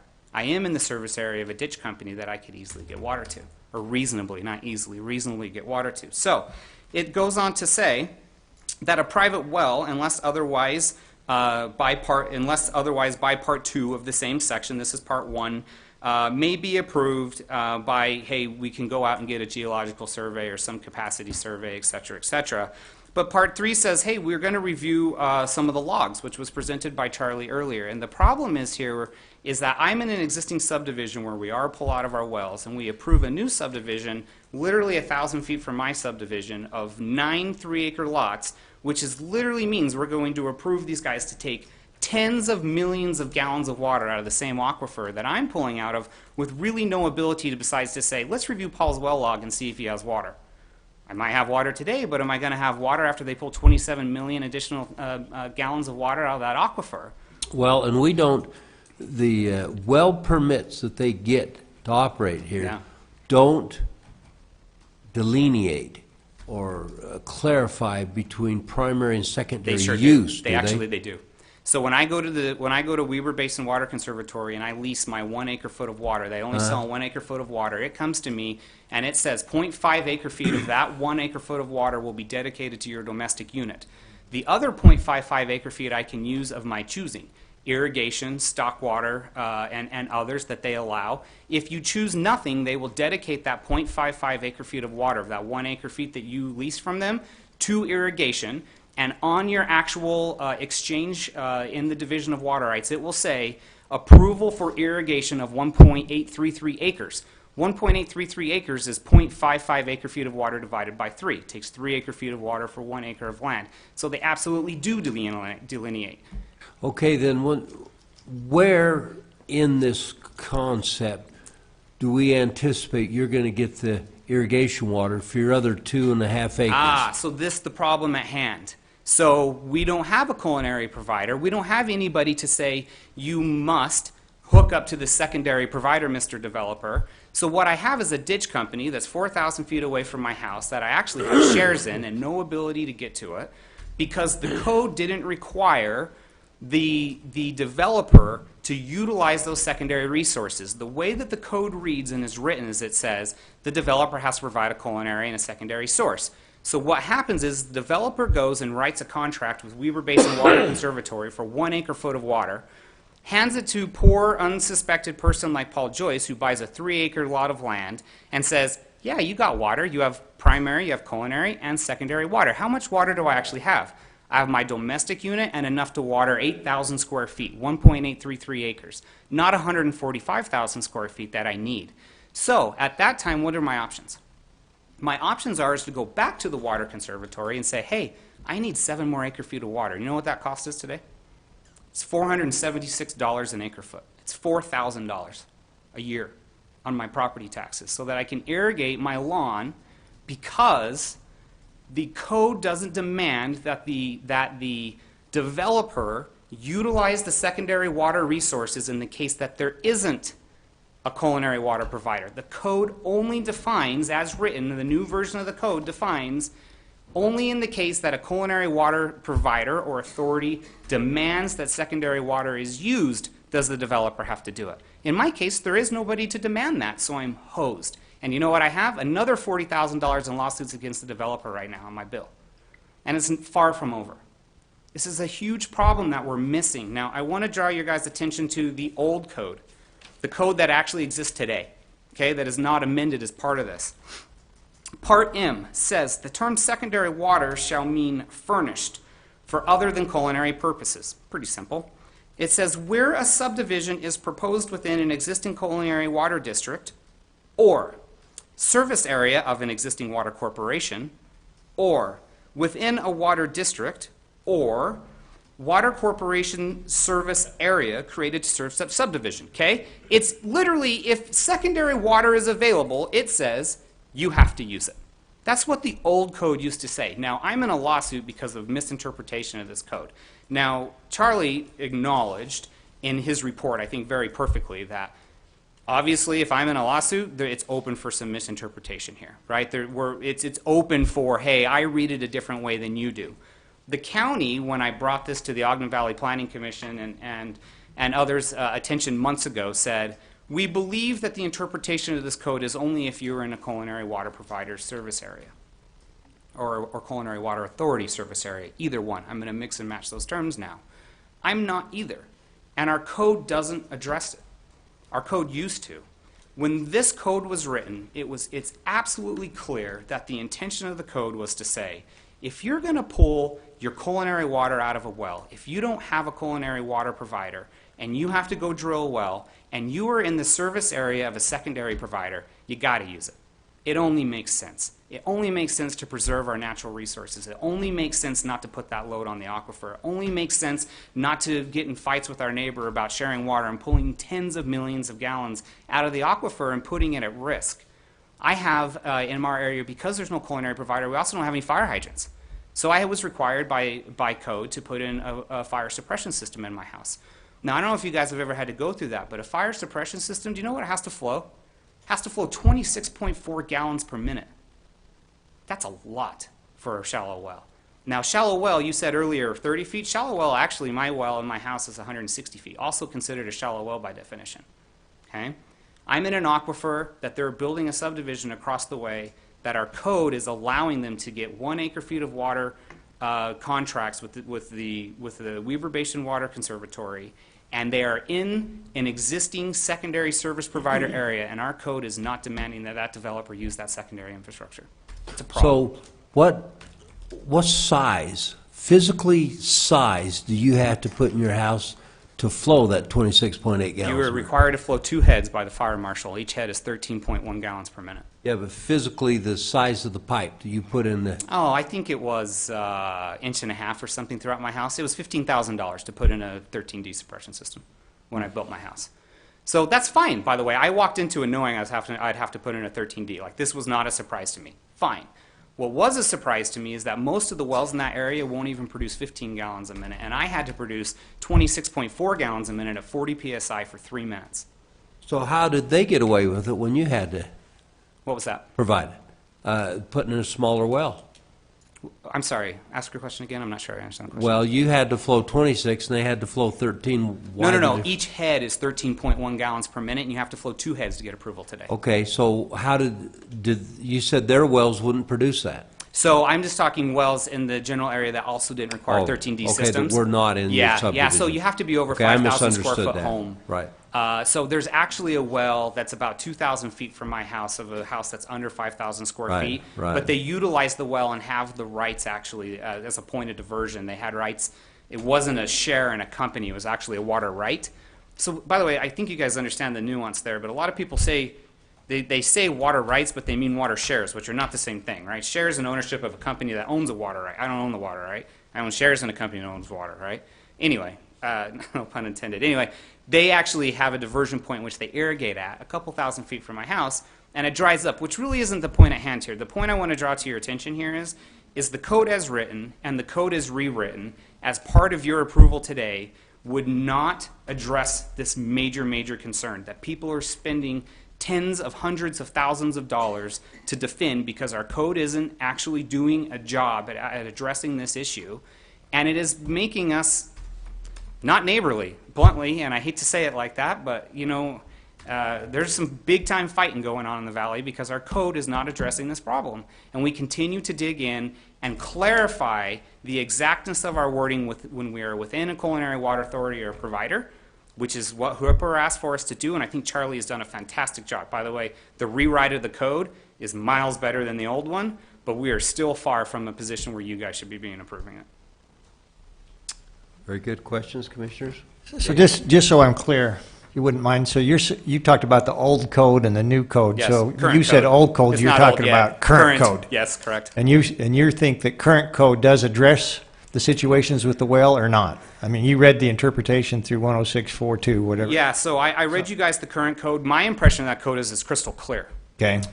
When I brought it to the county's attention, they told me I was incorrect, and I wasn't crystal clear, and it was only in context of if you were in the area or district of a culinary water authority or provider, which is why I'm in suit with the developer and maybe shortly the county. So your testimony would say we would need to take a look at that section to make sure it's clarified that it deals with private wells, which I agree with you. So as part of this proposal, that entire section has been redlined, all of it, and rewritten. And it has been rewritten to dig in on only in the context of being in a culinary water provider or any of these things required. Most of the lots that are being developed, at least in my area, in my corner over by the monastery over there, we are not in the service area of a culinary water provider. And it is causing major, major problems, and the code is getting further away from the initial intent, in my humble opinion, of the code. That's great testimony. That is great testimony. Thank you for that, sharing that with us. I have a question for Okay, Mr. Joyce. Just to be hold clear on a for second. me. Yeah. Commissioner? You know, in other parts of the valley, I've learned from water engineers that a different aquifer can exist 300 feet away. You made a statement, and they used 300 feet. You made a statement that you're going to draw from the same aquifer. Yeah. I want to just understand, how can you validate that statement? So I'm dying for this report that was due out from UGS in 2017 as well. So my data would only be to the last UGS report, which was published in 1996. I have read every one of the 300 pages of that study, and they have some very detailed maps of the aquifer systems up there. I say I'm certainly not a water expert, and they're generalized. But in general, there is a shallow aquifer in that area of that valley, in the corner over there. And then there is what they call the commercial or deep aquifer, a primary aquifer that is about 400 to 500 feet or further down. And that general shallow aquifer, as defined in the UGS 1996 study, was all the same. Now, are there little pockets of water? I've had no problem, actually, with my pump running dry to date. And as I told you, I have a neighbor a couple thousand feet away pulling from the same aquifer that has during a dry season. They're building a brand new subdivision literally 1,000 feet away from me with 9 3-acre lots, which I'm drawing a lot of concern, but it's only from the generalization that in that portion of the valley where I live, there are 2 aquifers. There's a shallow and a primary aquifer. I just wanted to make sure that I understood your comment correctly. Thank you. Is there more water in one or the other? Probably, fairly enough. Thank you. Sure. Thank you. Thanks. We appreciate that. Others who've come to comment on this?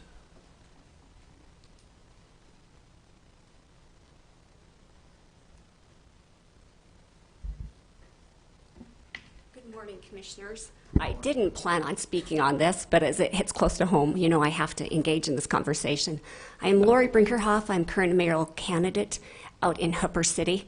And great conversation today, great conversation. But I think one point of view as we listen to these conversations is obviously we have Hooper Irrigation, a privately owned entity, and we're hearing the request for our water of that water from that corporation to go to a different development. If I were to represent, it would be the citizens of Hooper. That would be my role as a mayoral candidate. Just to bring to your attention kind of the current status of the demands being placed on Hooper.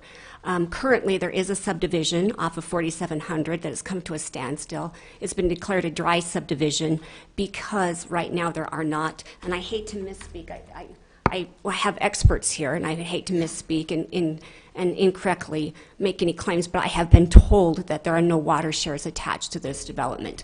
And so that this development is just one of many, and Hooper it's come to a standstill. Also, I would draw to your attention, we currently have over 800 applicants currently from this calendar year of developers wanting to build individually. And as you drive down the main thoroughfare 5900. So 800, you're talking about individual lots?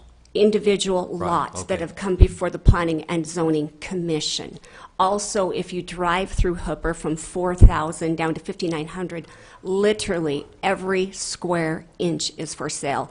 I know from The corner of Hooper Elementary going out to our Davis County line, there must be 86 acres there for sale. So there is going to be a great future demand for water and future potential development in Hooper. So I would just say if Hooper residents were here, we would raise all kinds of red flags. We would say, we're down line. Why are you going to consider servicing other individuals, other developments without that water coming here first? So yeah. I mean, great discussion, but I would support an RFP. I just think if there's other sources available to Mr. Blanche and this development, I just think it's good policy to consider RFP. Very good. Thank you, Lori. It was good to hear from you. Others? Yes, ma'am.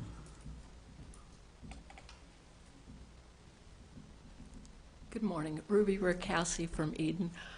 I didn't want to have to speak, but since nobody from Eden was here, I thought I should. I am the secretary for the Eden Irrigation Company, and when the Ogden Valley Planning Commission met, there were our company president was here and spoke, and also the Eden Waterworks Company.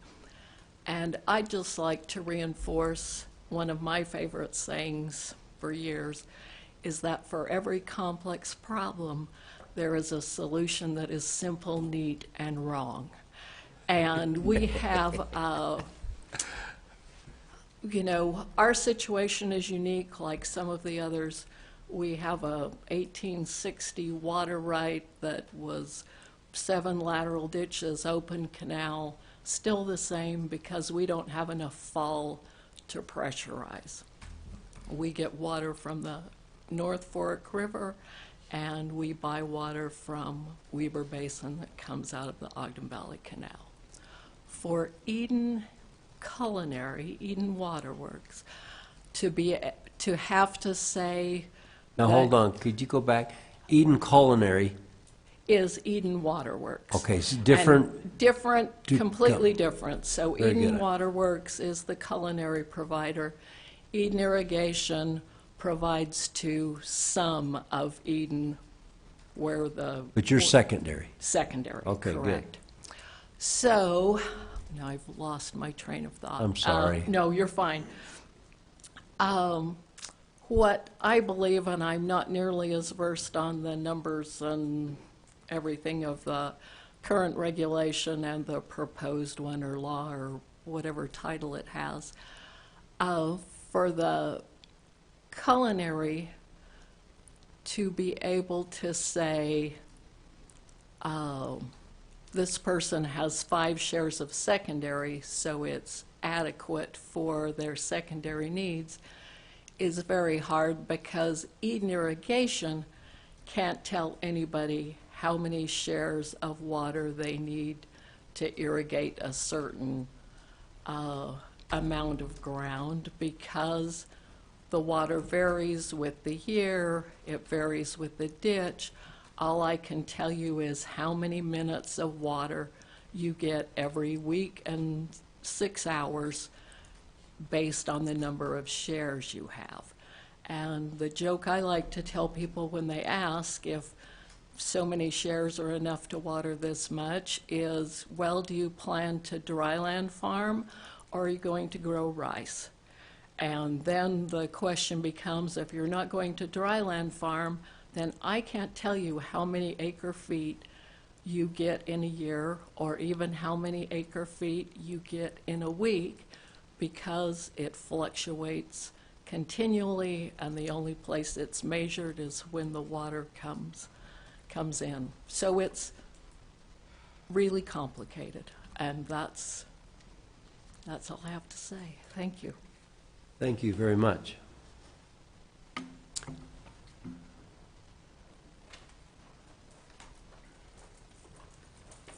Good afternoon, or morning still. My name's Nate Hadley. I'm the manager of the Uinta Highlands Improvement District. We provide water and sewer for over there.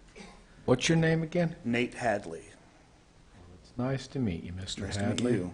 There's just a few things that when we went through the provision or the changes that were being proposed, it mentions that the pre-application meeting is required for any new subdivision, and I can't say for other districts within the county, but our experience is we would love to be included in those application meetings, or when those, a lot of times we get, hey, I need a permit from the county, I'm at that point, I need you to get a will serve letter for me, and we don't find out until right then that they're even going to be able to build in the area. Another thing, we've always had, we've had an issue with that we can't, there's not a place on the plat for us to even to sign to approve the water, or to approve the plat for the subdivision, or even if it's just a single lot subdivision. And it also states, the new ordinance states that the culinary water service provider bears full responsible for verifying the secondary water system's capabilities to satisfy that. We have a problem with that. Like, we should, I mean, we go and make sure that we inspect the sewer connection, the water connection. We don't inspect the electrical connection. We don't inspect the power connection or the gas. That should be up to the secondary water company. If they're going to provide secondary water, they should be inspecting that responsibility for the connection of the secondary water. You did mention earlier that if there was with the culinary water, if people were watering with culinary water, their size of their lines aren't big enough.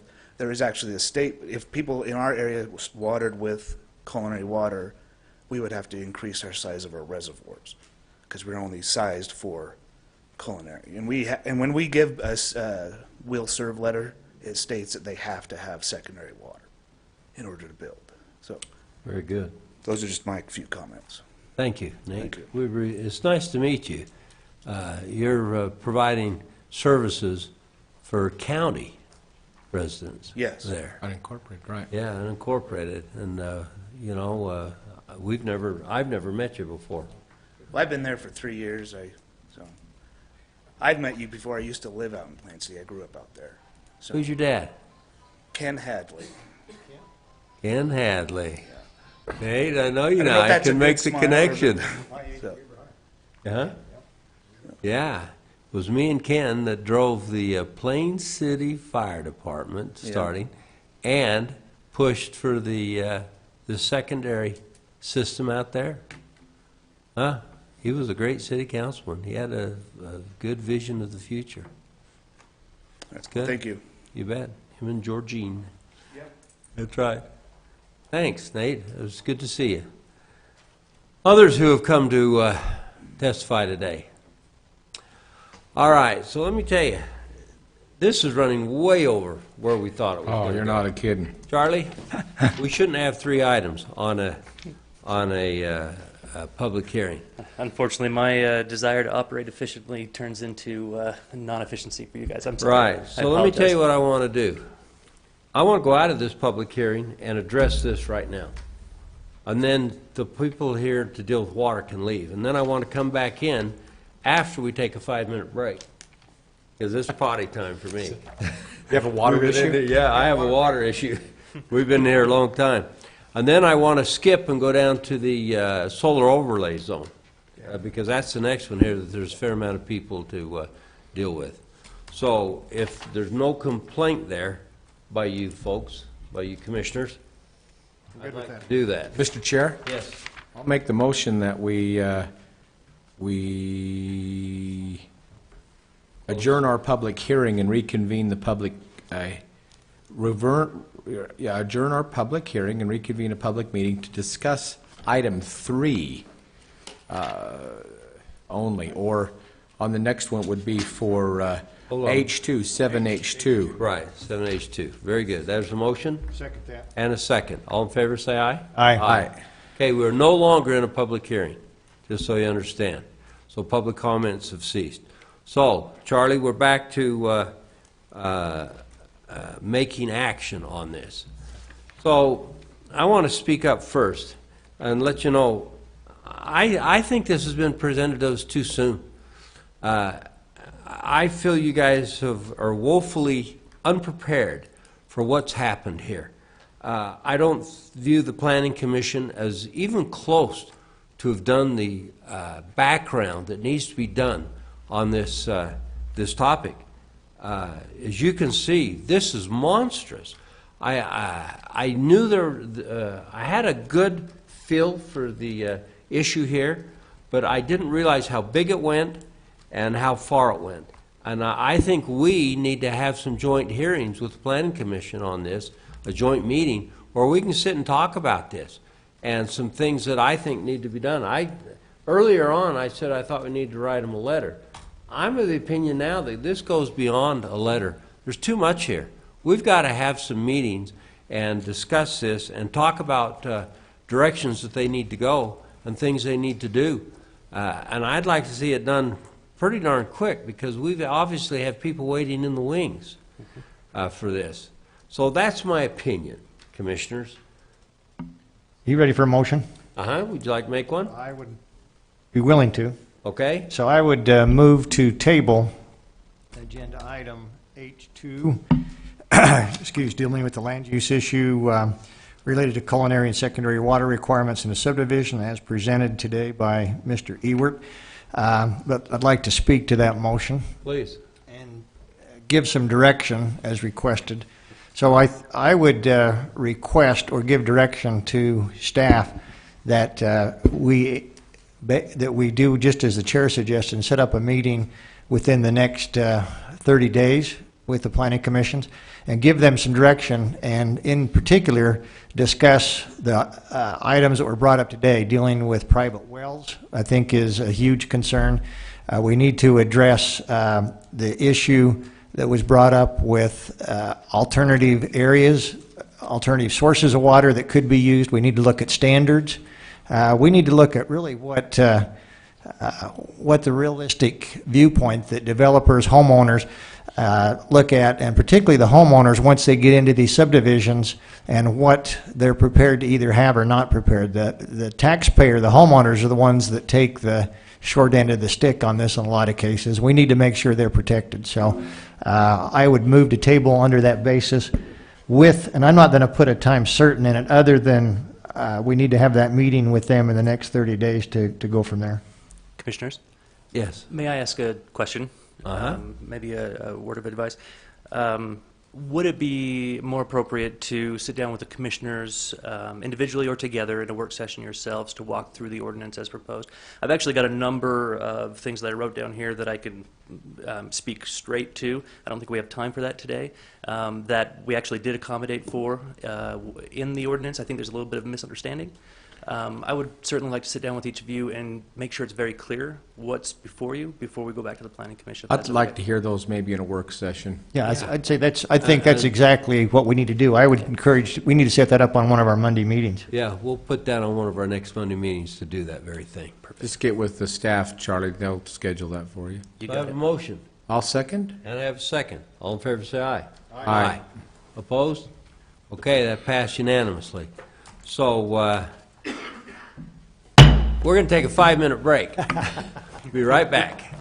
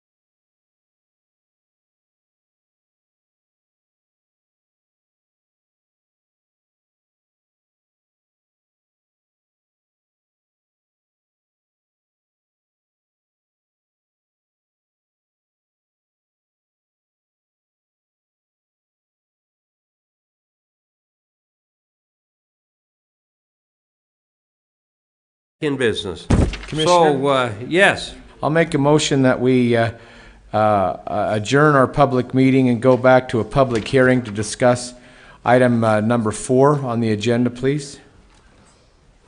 and probably 3. Well, thank you, Commissioner. Item 3 and item 4. My mistake. Four first. First, right. Yeah.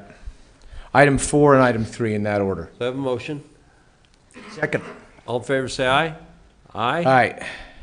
We're back in a public hearing. Very good, Charlie. Now, we want to switch the, and go to the solar overlay next.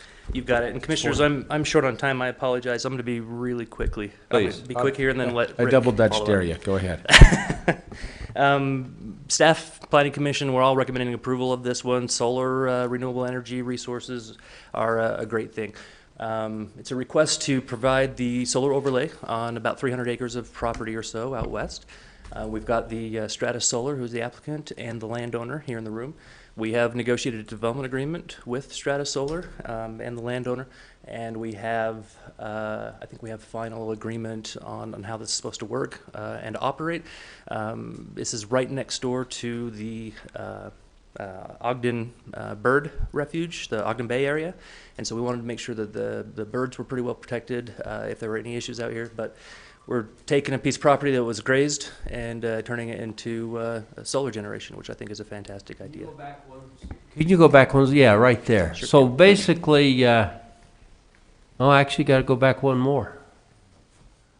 Right, so on our left, well, nearest 2, that's the original one, and the overlay zone is being proposed now is the one on the right. So yeah, it's actually the same thing. It's just one's zoomed. Oh, it's just larger. I see that one's now. zoomed. Okay, I'm with you. Actually, if you were to look at this one Can you here- show us where the specific solar farm is in there? Sure can. So take a look at that that shape. Okay. See the black lines? Those are the panels. Those are the rows of panels. Okay, go back. Okay, so it pretty much takes the whole thing. Yeah, and actually, I should clarify. This is an old image. It actually takes. You see my mouse?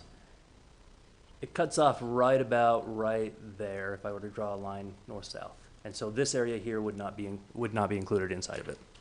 Okay, and how much distance is there between the back of those properties? I assume those are residences. It's a few hundred feet.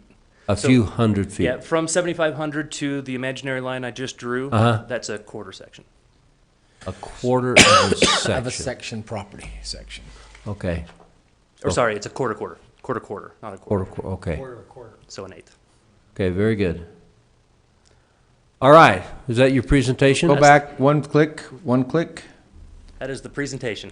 I was Max double 10 dot there. feet. Good. What's the elevation of the panel from the ground?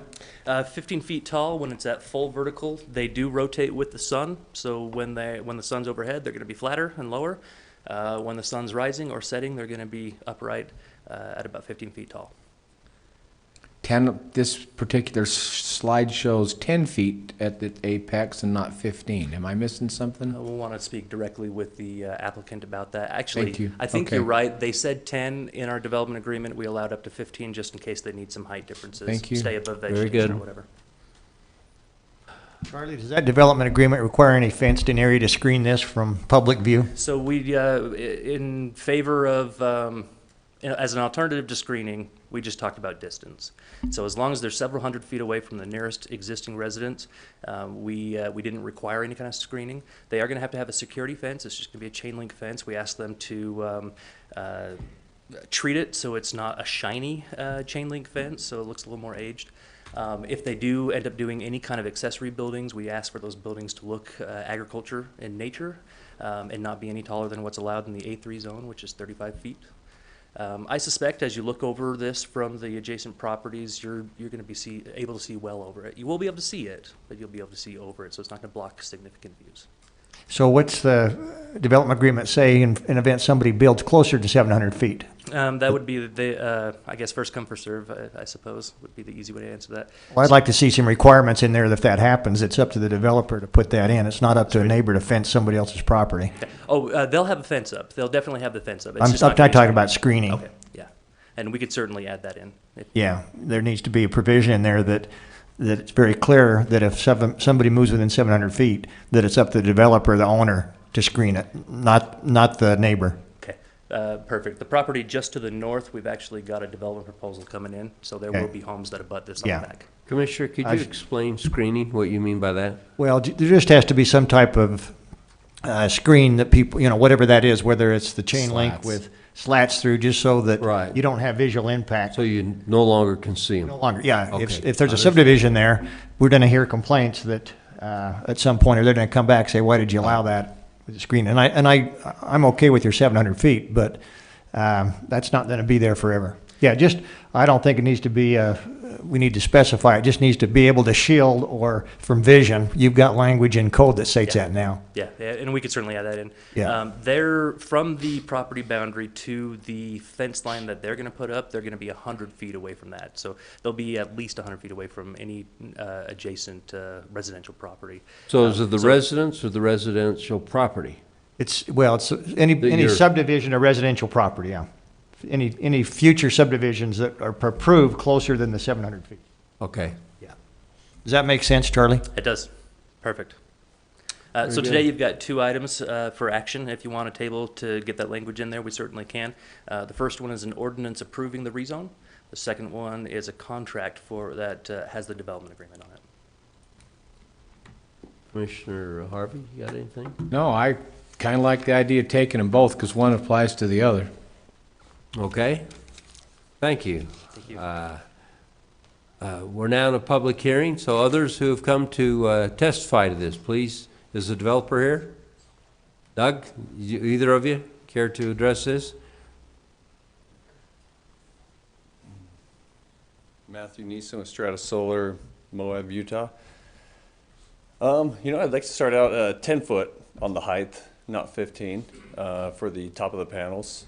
And we're fine with the screening for the slats and the chain link fence. And then I think I'd like to start out just by answering any questions you may have, or if you'd like So to give you an these slats overview. in the fence, as people develop around you and move in, you'll have to go back and do those occasionally. Improvements, yeah. Right. Okay, that's good. No, I don't have, do you have any questions, commissioners? Either of you? No, I think that satisfies me as long Yeah, as, you've been here several times, and we've been to the planning commission meeting and heard this, so I don't have any questions. I think we're fairly familiar with it. Love having this in Weber County. All right, thank you. Gentlemen. Anybody else who's come to comment on this? We don't know why you folks are here, if you're just listening or wanting to comment, but you're welcome to. Oh, you own the property? Oh, that's good. Yeah, well, it's good to have you here, and we're excited what you're doing out there. Well, very good. If that's the case, I'd just soon get out of the public hearing and approve this. Mr. Chair, I'll make a request. We have a motion to adjourn our public hearing and reconvene a public meeting. Very good. Second? Second. All in favor, say aye. Aye. Aye. We're in a public, back into a regular meeting. Very good. The public meeting's closed. We've heard everything. I'm ready for action. Mr. Chair? Yes. I'll make a motion that we approve item number 7H3. Four. I was going to say 7H3 and 7H4. Both of them. Aren't they tied together? Yeah, they're tied together here. So I was just going to say, unless well, let me rephrase. I think we need to do 7H3 first, I think we need to do that part of the governmental action first before we can approve 7H4. So my motion would be, and because we didn't approve, or we stayed or delayed the H2, my motion would be to approve item number 7H3 or ordinance number 13. Fatima, is that correct? Yes. You know, the problem we have is I didn't hold the public hearing on H3. No. I specifically called out H4. All we've discussed is H4. Right. So, all right, well, can we do H4 without having the public hearing? So, Mr. Chair, right. I'll make a motion, then we reopen Public hearing. public meeting to convene a public hearing. Second. Okay, I want to apologize to the public. That was my mistake. No, One comment that I do have, isn't H3 the junk ordinance? H3 is the junk ordinance. I don't know how. I oh, don't I'm see how to sorry, relate it. my bad. I thought it had to do with what Charlie said, we had to do the thing, so. I questioned that, but I should have. I'm sorry, my bad. I'll retract my motion to reconvene, and so we're back, I'll retract my motion. All right, so if that's the case, why don't you just make a motion? I'll make a motion that we approve item number 7H4 or ordinance number 13. To approve the ordinance, the developmental agreement by between the Weber County and the Solar Overlay Zone for property located at 1700 South and 7500 West. I'll second that with the approval, the approval that it was brought up in the previous meeting in regarding the fence and the shielding. I'm sorry, Gage, you're right. So that needs to be included in the findings. And I'll amend my motion to include that fence. With that included, and it's clear to the developer what the requirements are, that I'm relying on staff to make that clear, I'll second. Very good. Mr. Grover, do you have any question about what he's expecting there? Nope, we got the screening and. Okay, I'll call it then. All in favor, say aye. Nope, ordinance. Oh, Ordinance. okay, that's true. Go ahead, Fatima. Commissioner Harvey? Aye. Commissioner Farrar? Aye. Chair Jenkins? Aye. Thank you, ma'am. Okay, that's approved. Very good. That was 13, right? Uh-huh. That was 13. So now we're on to ordinance 14, which is the junk ordinance. Well, I'll make a motion now to Go back into a public hearing. adjourn a public meeting and reconvene a public hearing. Second. All in favor, say aye. Aye. Aye. We're back in a public hearing. Tim, we kept you a long time today. You're going to leave us? Tim, we're not done yet. We're going to talk about your favorite, junk. Junk. Very good. All right, we're back in a public Douglas. meeting, hearing, and Mr. Grover, we're going to turn it over to you. You're going to cover for Charlie on Yes, this? thank you. For many years, you know that there's always been a bit of a code enforcement issue here in Weber County. Right. And right now, how our code enforcement ordinance is written is that we send out a notice and then we work with them. There's no fines that they receive, and then it ultimately ends up in court if they don't comply. However, because our code enforcement officer is so efficient and good at this, Iris, back there, we haven't had that many items go to court. She's been able to solve them outside of court and get them addressed. But then there are some larger ones that it's hard to get their attention because they're making so much money on the violation that they're doing that it doesn't matter if they go to court. They're not concerned about that. But we're trying to get their attention even more, and so what we've done is we've put language in place that's before you at this time that's going to look at fines and liens that will go on their property to help this process expedite itself.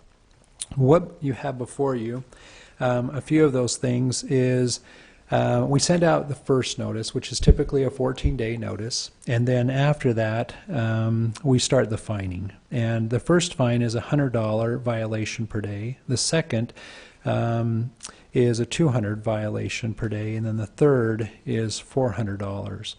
And then if we don't get their attention at that time, then liens are placed on their property, and this is not to create a revenue generation or anything like that for the county. It's just to clean up some of these unsightly areas. And that's the main gist of this ordinance. We have some other things in there that deal with weeds and things like that, but that's the main gist of the ordinance that you're looking at. Any questions, Commissioners? Questions, Commissioner? Yeah, just one question, if I could. So would this deal with our issue in the valley with our situation with the storage units that is out of code, Yep. i.e. they're using outside storage when it's not allowed? Yeah, it would. We'd be able to go to those situations and address them. Also dealing with nightly rentals. Right. Those type of operations, we're going to be able to use this to address those. We have some issues up in the canyon where we have some junk cars that are an issue that we're working on.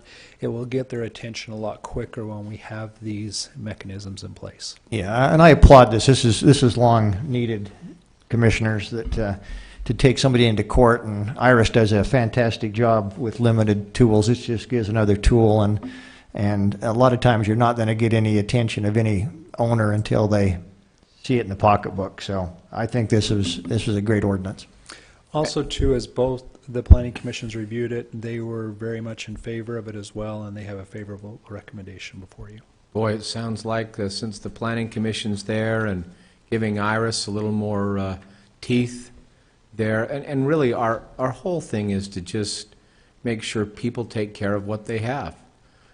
So I think that's great. I don't have any comment other in this portion of our agenda, Mr. Chair. Well, I have a couple questions. So give me the fee amounts again. The first one is $100. Let me just pull it back up again. It's right here, line number $100 180. for the first citation per day. Per day. Second is $200 violation per day, and then the third subsequent citation is $400. And how much time between them? Between those, Iris, typically? Why don't you come up? You got to be heard.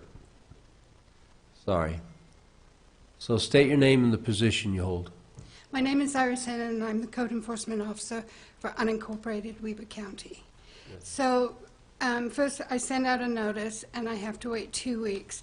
And it's not really 2 weeks. It's actually about between 30 and 45 days because I send it certified.